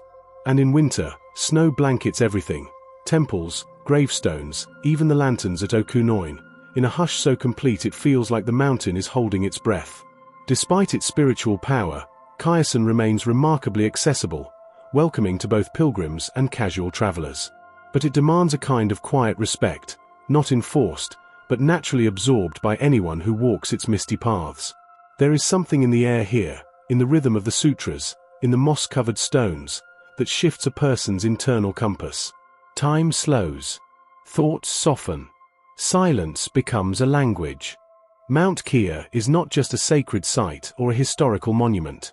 It is a living mountain of prayer, meditation, and deep peace, a reminder that even in a chaotic world, there remain places untouched by haste or noise. Here, high above the clamor of cities, the teachings of ancient sages echo through the trees, and the spirits of the past walk beside the living in quiet harmony. To walk the forest paths of Kyasan is not merely to visit, it is to return, to remember something we may have forgotten, that stillness is sacred, and that within silence, the divine still speaks. In the eastern reaches of the French Alps, where the air turns crisp with altitude and the horizon becomes jagged with impossible forms, 3 towering spires rise like stone sabers piercing the sky. These are the aiguilles d'Arves, the needles of Arves, and though they are lesser known than Mont Blanc or the Matterhorn, their dramatic silhouette leaves an unforgettable impression on anyone who gazes upon them. Rugged, remote, and surreal in shape, these peaks stand as sentinels above the Savoy region, a trio of sheer rock towers that seem not merely formed by nature but sculpted by myth.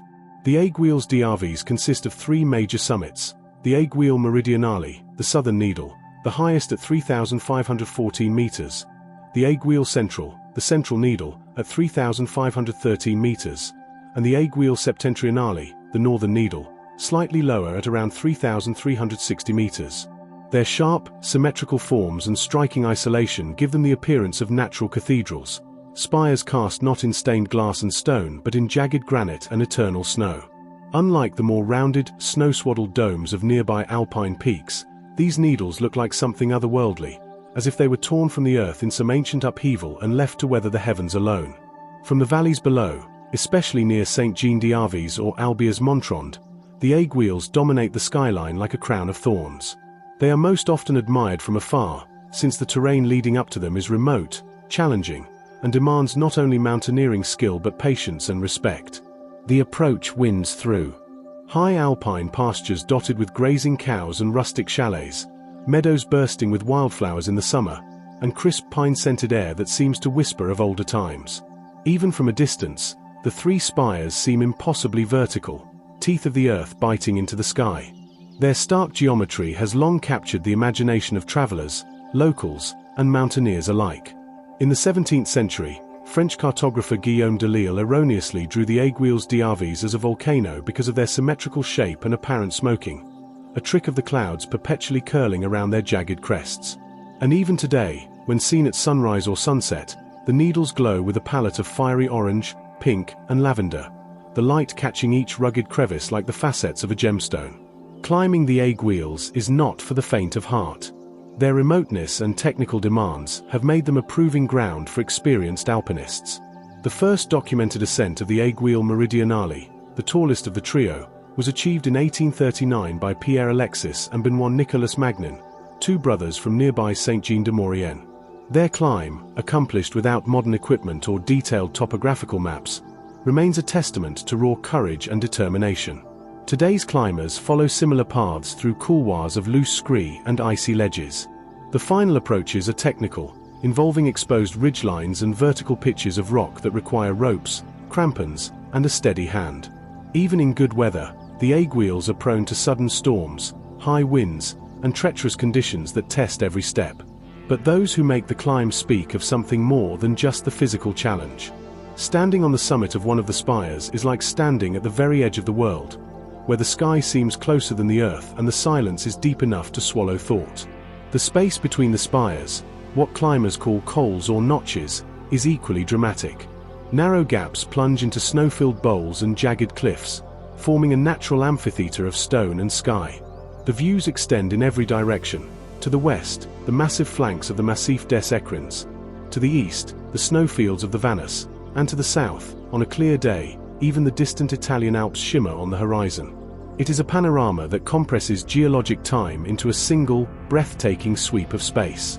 And yet, for all their grandeur, the Aiguilles d'Arves are curiously quiet. Unlike Mont Blanc or the more popular peaks of the Chamonix region, these spires remain largely untouched by tourism's excess. There are no ski lifts here, no souvenir stands or queues of tourists angling for a photo. What you find instead is purity, of air, of form, of solitude. It's not uncommon for a hiker to stand beneath the spires and see no other soul for hours, or even days. This absence of distraction turns the experience inward. The mountain does not perform for you. You must approach it with humility, and in return, it reveals its fierce beauty without artifice. The valleys and plateaus beneath the Aiguilles are dotted with alpine refuges and age-old hamlets where shepherds still lead herds through high summer pastures, and where traditions are kept alive through storytelling, local cheesemaking, and communal festivals. The people of the region hold the mountains not just as terrain but as part of their identity. Legends abound of lost climbers, mythical birds that circle the peaks, and ancient gods who carved the spires from the bones of the earth. In the folk tales of Savoy, the Aiguilles are often described as frozen fingers of giants or as towers built by spirits who once roamed the land. The area also plays a key ecological role. The fragile alpine environment is home to marmots, ibex, golden eagles, and choughs that wheel in the thermals above the cliffs. In spring and early summer, the lower meadows burst into a riot of color, edelweiss, gentian, and wild orchids blooming against the snowmelt streams. And with each passing season, the character of the mountains changes. Under snow, they resemble the jagged peaks of a dreamscape. In summer, their sharp outlines cut against the blue like ink on parchment. There is something inherently unreal about the Aiguilles d'Arves, not because they look impossible, though they often do, but because they seem removed from time. They belong to a purer alpine world, one where stone resists erosion not just by force, but by will.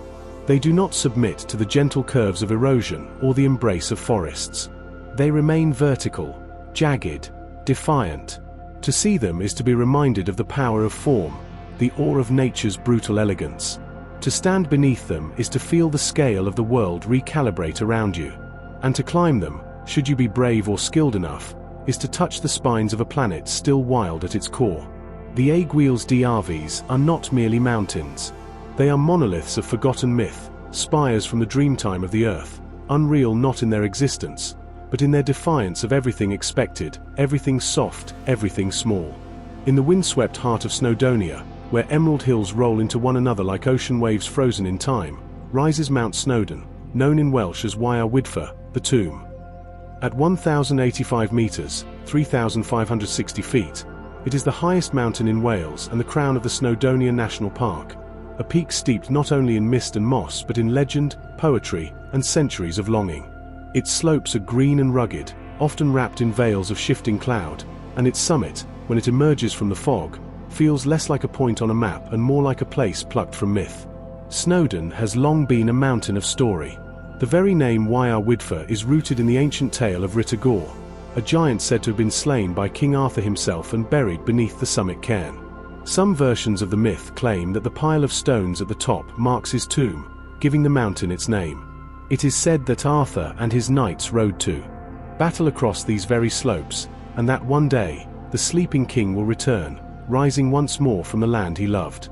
These are not just folk tales for tourists, they are part of the living identity of the mountain, whispered from generation to generation in the language of bards and valleys. Unlike the soaring peaks of the Alps or the jagged towers of the Andes, Snowdon is gentle in profile, softened by the passage of time and the moisture-laden winds that sweep in from the Irish Sea. But this softness is deceptive. The mountain's presence is immense, its crags and cliffs dramatic, especially where they drop away into glacial cirques like Cwm Idwal or where ridgelines stretch like spines toward the horizon. The experience of climbing it is not about raw altitude, it is about atmosphere, about a connection to something older and more soulful than mere rock. There are 6 main routes to the summit, each one carving a different experience through the landscape. The Llanberis path is the most popular and the most gradual, often taken by first-time walkers and those traveling alongside the mountain railway, which carries passengers to the top during the warmer months. But there are wilder ways too, the Rhyd Du path, quieter and steeper, passing through ancient sheep pastures and wind-bitten moors.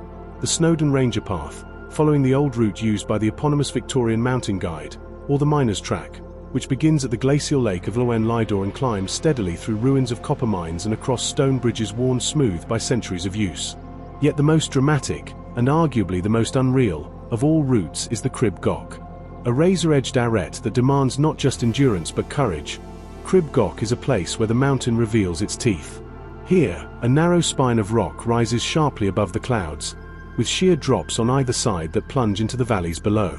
It is not for the faint-hearted, but those who brave it find themselves walking a path suspended between earth and sky, with wind howling through jagged crests and the world falling away into green silence beneath them. And what lies at the top is not disappointment. The summit of Snowdon, often wrapped in mist, is marked by a stone pillar and panoramic views that, when the clouds part, reach from Anglesey to the peaks of the Lake District and even, on the clearest days, to the Isle of Man and Ireland across the sea. But it is not the distance that matters, it is the feeling. The way the wind moves across your skin. The way the rocks feel beneath your fingers. The sense, ancient and elemental, that you are standing not on top of something, but within it.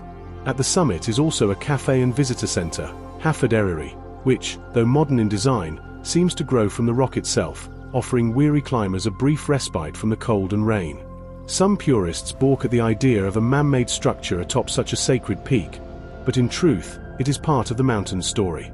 Snowdon has always welcomed pilgrims, miners, poets, climbers, shepherds, rebels, and lovers of land.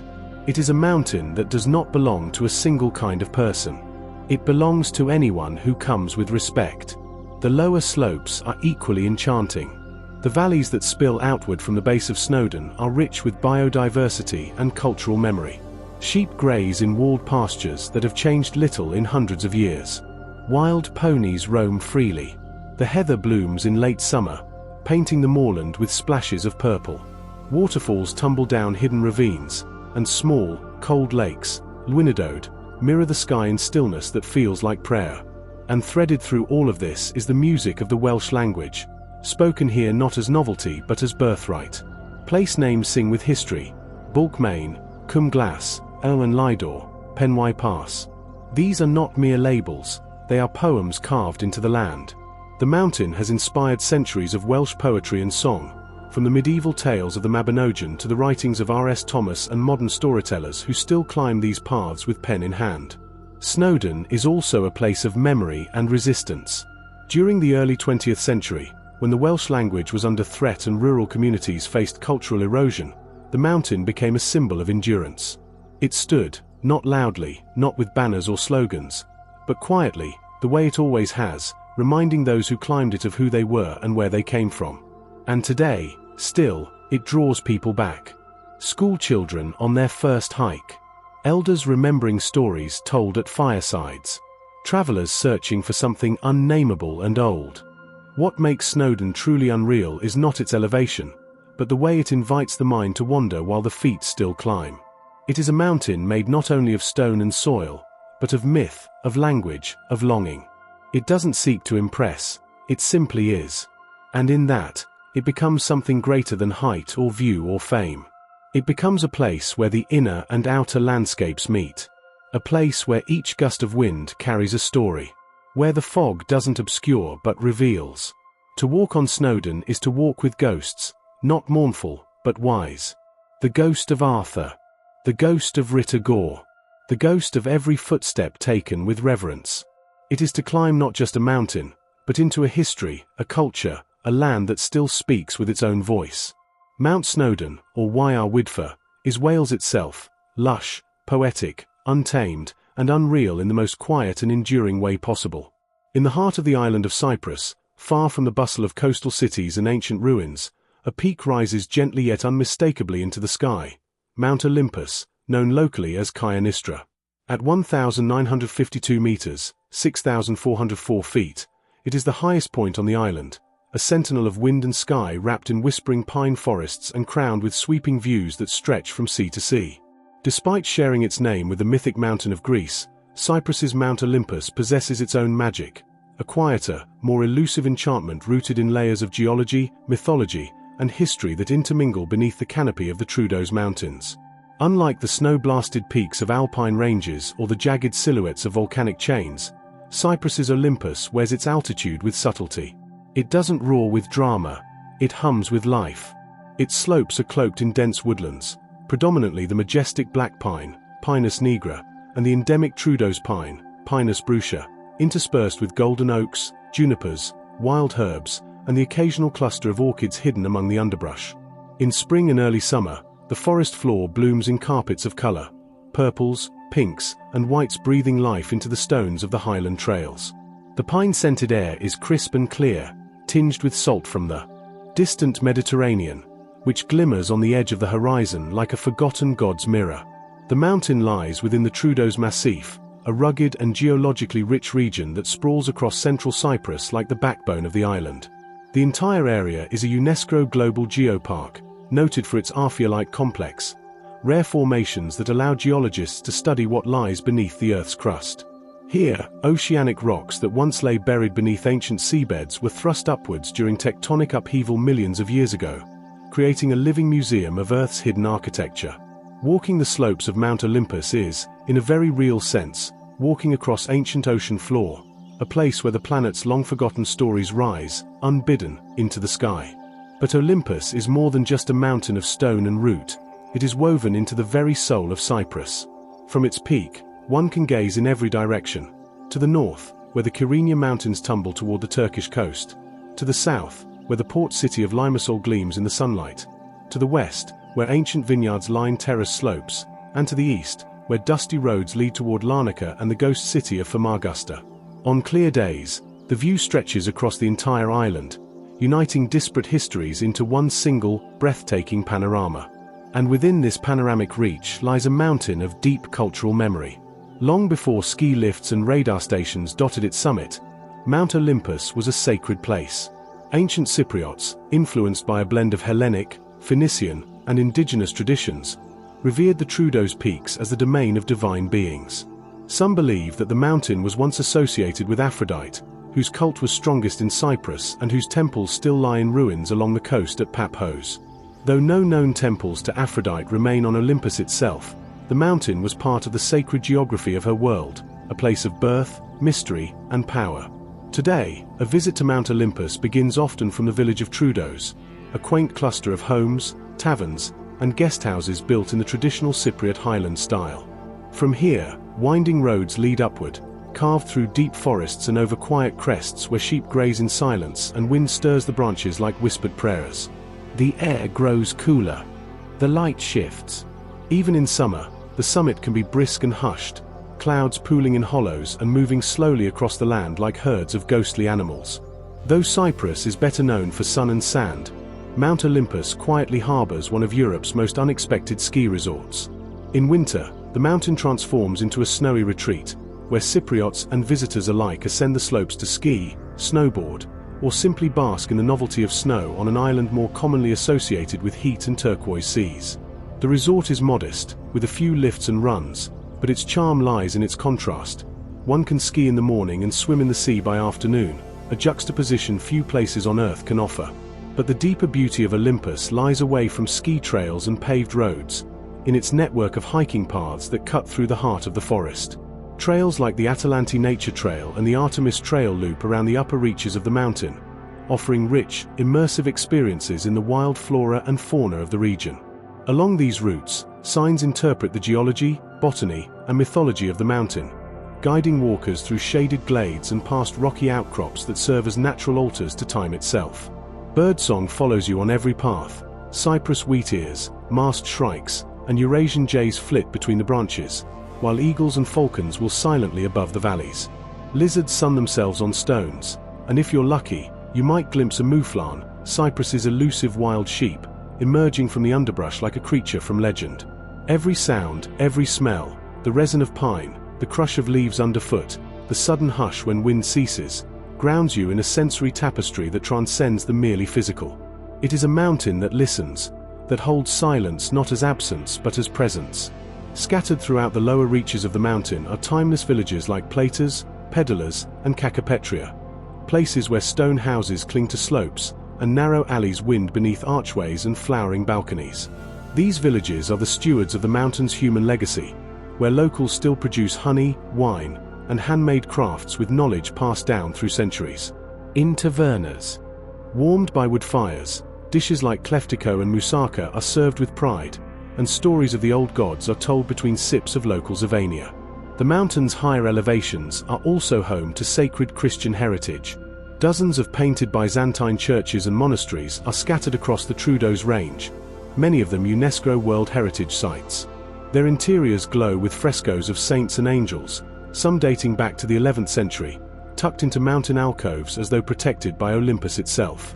Monasteries like Kikos, founded in the 11th century and still functioning today, hold icons said to perform miracles, adding a layer of spiritual significance that merges seamlessly with the mountain's older, pagan past. In every way, Mount Olympus of Cyprus is a mountain of layers. Layers of rock, yes, but also of belief, story, memory, and magic. It may not boast the icy glacier or dramatic cliffs of other peaks, but its power lies in the synthesis of opposites, a place both warm and cold, both pagan and Christian, both sea-bound and sky-reaching. It is not a mountain that overwhelms, it surrounds, it embraces, it reveals. To stand on its summit, with the wind in your ears and the whole of Cyprus stretched out like an open scroll, is to understand the unreal not as fantasy, but as possibility. A mountain where sea meets sky, where past meets present, and where every path seems to whisper, "You have been here before," even if your feet touch it for the first time. Mount Olympus is not just the highest point on Cyprus, it is the still heart of the island, and its whispering forests, age-old stones, and boundless views make it not only real, but reverently, enduringly unreal. Where the green pastures of northern Spain rise toward the sky and meet the roaring clouds of the Atlantic winds, a jagged world of stone emerges, raw, vertical, and hauntingly beautiful. These are the Picos de Europa, or Peaks of Europe, a name said to have originated from sailors catching their first glimpse of the continent's coast as they crossed the Bay of Biscay. But despite their relatively modest elevation, these mountains are anything but ordinary. Forged from ancient limestone, often shrouded in rolling mists, they feel like a realm suspended between heaven and earth, too wild for the ordinary world, too mysterious to be fully known. Spanning the regions of Asturias, Cantabria, and Castilla y León, the Picos de Europa form a compact yet dramatic portion of the Greater Cantabrian Range. They stretch across three main massifs: the central, Uriels, western, Cornian, and eastern, Andara, each distinct in character, yet all carved in the same palette of sharp white rock, plunging gorges, and grassy alpine meadows that seem to defy gravity. At their highest point, the range reaches 2,650 meters at Torre de Cerrado, a summit that offers no gentle invitation, only stark ascents and the kind of silence that presses into the bones. One of the most astonishing aspects of the Picos is the sheer abruptness with which they rise. There is no long alpine approach, no gradual climb through the foothills. One moment you're driving through sleepy villages and rolling farmland, and the next, the world seems to split open into a chaos of cliffs, crests, and sky. Deep gorges, some of the deepest in Europe, cut between the peaks like ancient scars. The Cares Gorge, or Garganta del Cares, is one such wonder, slicing a narrow path through the central massif, with walls that rise nearly vertically from the river far below. A precarious footpath carved into the cliffside winds through this natural corridor, offering both awe and vertigo to those daring enough to tread it. The geology of the Picos is a study in contrast. Unlike the granitic massifs of the Pyrenees or the volcanic silhouettes of southern Spain, these peaks are almost entirely made of pale grey and white limestone. Over millennia, this porous rock has been sculpted by water and time into a fantastical maze of cliffs, spires, caves, and sinkholes. Karst formations abound, some so deep and labyrinthine they are still being explored. Cavers have long been drawn here, mapping underground rivers and vertical shafts that drop hundreds of meters into the dark heart of the mountains.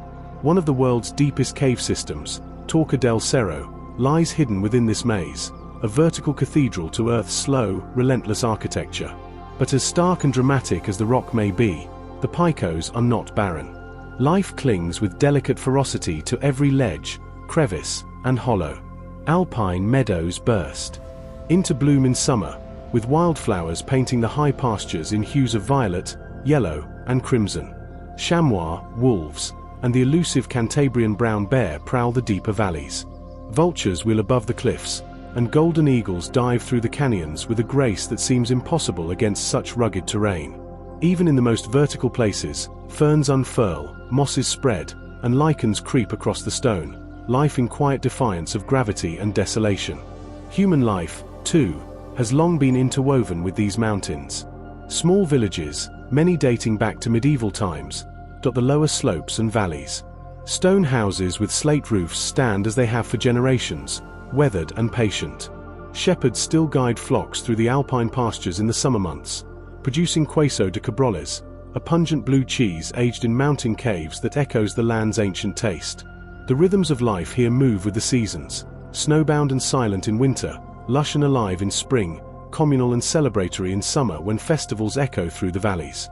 Yet the Picos are not just a relic of pastoral life, they are a testing ground for climbers, hikers, and mountaineers drawn to their rawness.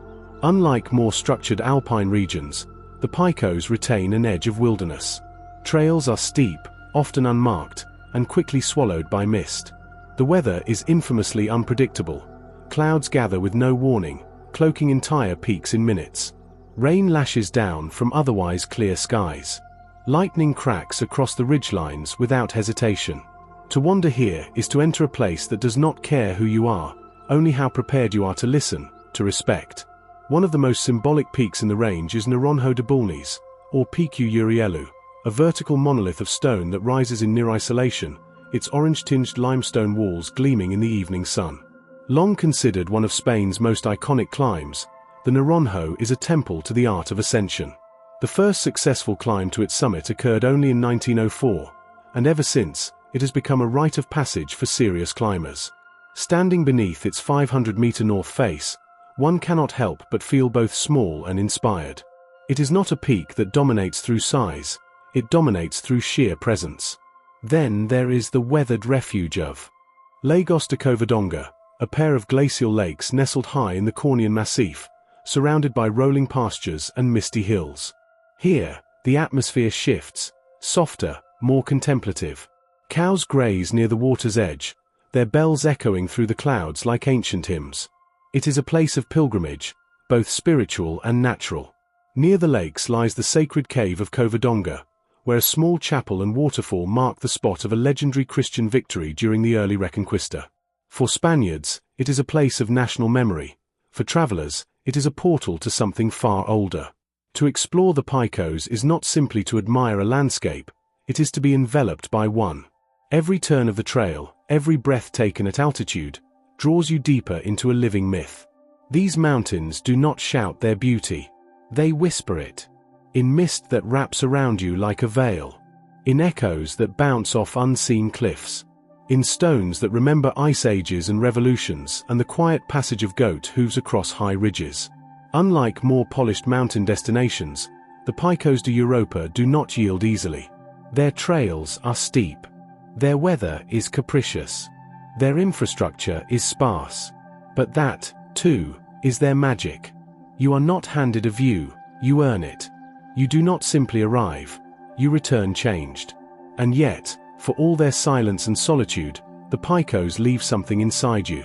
A sense of having been in a world not entirely of this earth. A place where the bones of ancient oceans now reach for the clouds.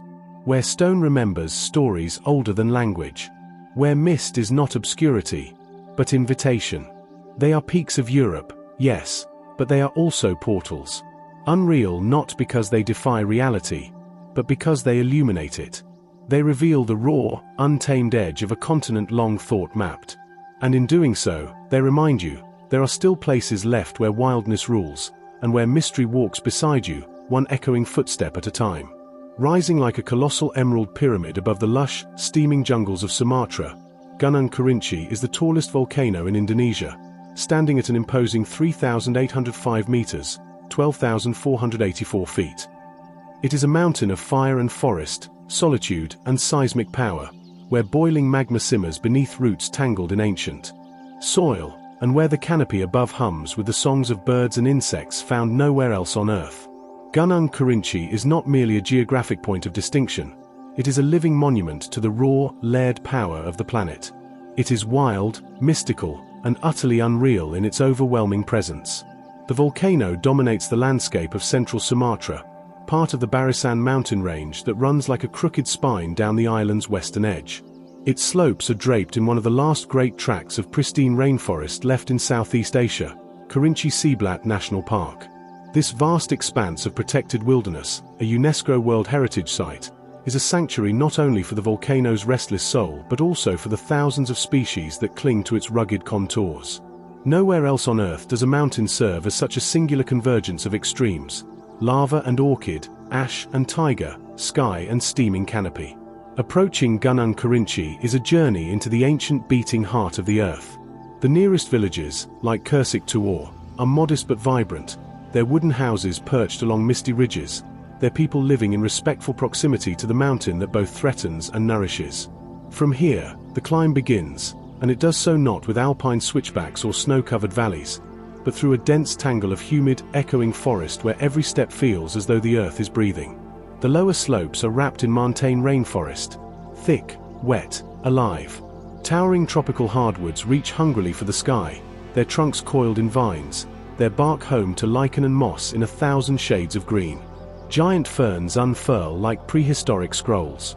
Rafflesia flowers, among the largest in the world, bloom with their grotesque, corpse-like beauty in the undergrowth. And above it all, the haunting calls of Siamang gibbons echo through the mist, their songs rising in the dim morning light like an eerie invocation to the mountain. This jungle is not a mere backdrop, it is a living labyrinth of biodiversity. Kerinci Seblat is home to clouded leopards, sun bears, Malayan tapirs, and perhaps most famously and elusive, the critically endangered Sumatran tiger. Less than 400 of these majestic cats are believed to survive in the wild, and many call this mountain their last true refuge. Their presence is mostly unseen but deeply felt. A scratch on a tree, a paw print in the mud, a sudden hush in the forest, all subtle signs that the old rulers of the island still roam here. As the trail ascends, the forest thins. The air cools. Moss gives way to lichen, ferns to coarse grasses, and eventually, jungle yields to open volcanic scree fields where sulfur seeps from cracks in the earth and the very ground seems to exhale steam. The transition is sudden and jarring. One moment you are beneath a dense canopy, the next you are stepping across blackened, brittle rock that crunches underfoot and radiates ancient heat. The summit cone looms ahead, grey, grim, smoking, alive. Gunung Kerinci is not dormant. It has erupted dozens of times in the past century, with minor tremors and plumes of ash regularly disturbing the sky. The crater itself is a gaping wound in the mountaintop, often cloaked in clouds or shrouded in a choking sulfur haze. Looking into it is like peering into the very furnace of the planet. Even when silent, the volcano seems to hum with potential, a constant, subterranean growl that speaks of tectonic hunger and the impossibility of permanence. Standing at the summit, above the treetops, above the clouds, is to witness a panorama that is as surreal as it is sacred. To the east, the vast green sea of jungle stretches toward the horizon, broken only by the occasional wisp of mist or the glint of a distant river. To the west, the shimmering curve of the Indian Ocean marks the boundary of the world. Eagles ride thermals in the smoky updrafts. The wind carries the scent of ash, rain, and moss. There is no human sound, only the pulse of wind, the rumble of earth, the exhalation of breathless wonder. The spiritual weight of Gunung Kerinci cannot be overstated. For the local Minangkabau and Kerinci peoples, the volcano is more than a landform. It is a sacred entity, both protector and destroyer, giver of life and taker of it. It fertilizes their soil, governs their weather, and reminds them constantly of their smallness within the immense web of nature. Rituals are still held to appease the mountain, to honor its spirit, and to remember the lives it has taken in its fiery anger. Shrines and offerings sometimes appear along the trail. Simple tokens of respect to a force no one pretends to control. What makes Gunung Kerinci truly unreal is this fusion of extremes. Here is a volcano that breathes smoke and fire, yet its feet are wrapped in rainforest so rich it sustains some of the rarest life on the planet. It is a place of peril and prayer, of silence and noise, of ancient trees and newborn lava. Few places on Earth feel so viscerally alive, so indifferent to human definition yet so deeply woven into human fear, reverence, and awe. To climb Kerinci is not simply to hike a mountain. It is to enter a kind of dream, A fevered, primal dream where the Earth remembers what it was before cities, before borders, before the noise of progress. It's a place where stone and root conspire in silence, where mist hides creatures that have never seen the lights of civilization, and where the sky burns gold above a landscape older than myth. Kerinci does not beckon softly. It challenges. It towers. It hums. But for those who accept its challenge, who ascend not just for height but for insight, it gives something rare in our age, a moment of true wildness. A glimpse into a world untamed. A reminder that the most unreal places are not always those we imagine, but those we dare to enter with open eyes. This video is for educational or entertainment purposes only, and information provided in the video may be incorrect. If you enjoyed the video, consider subscribing to the channel and like the video.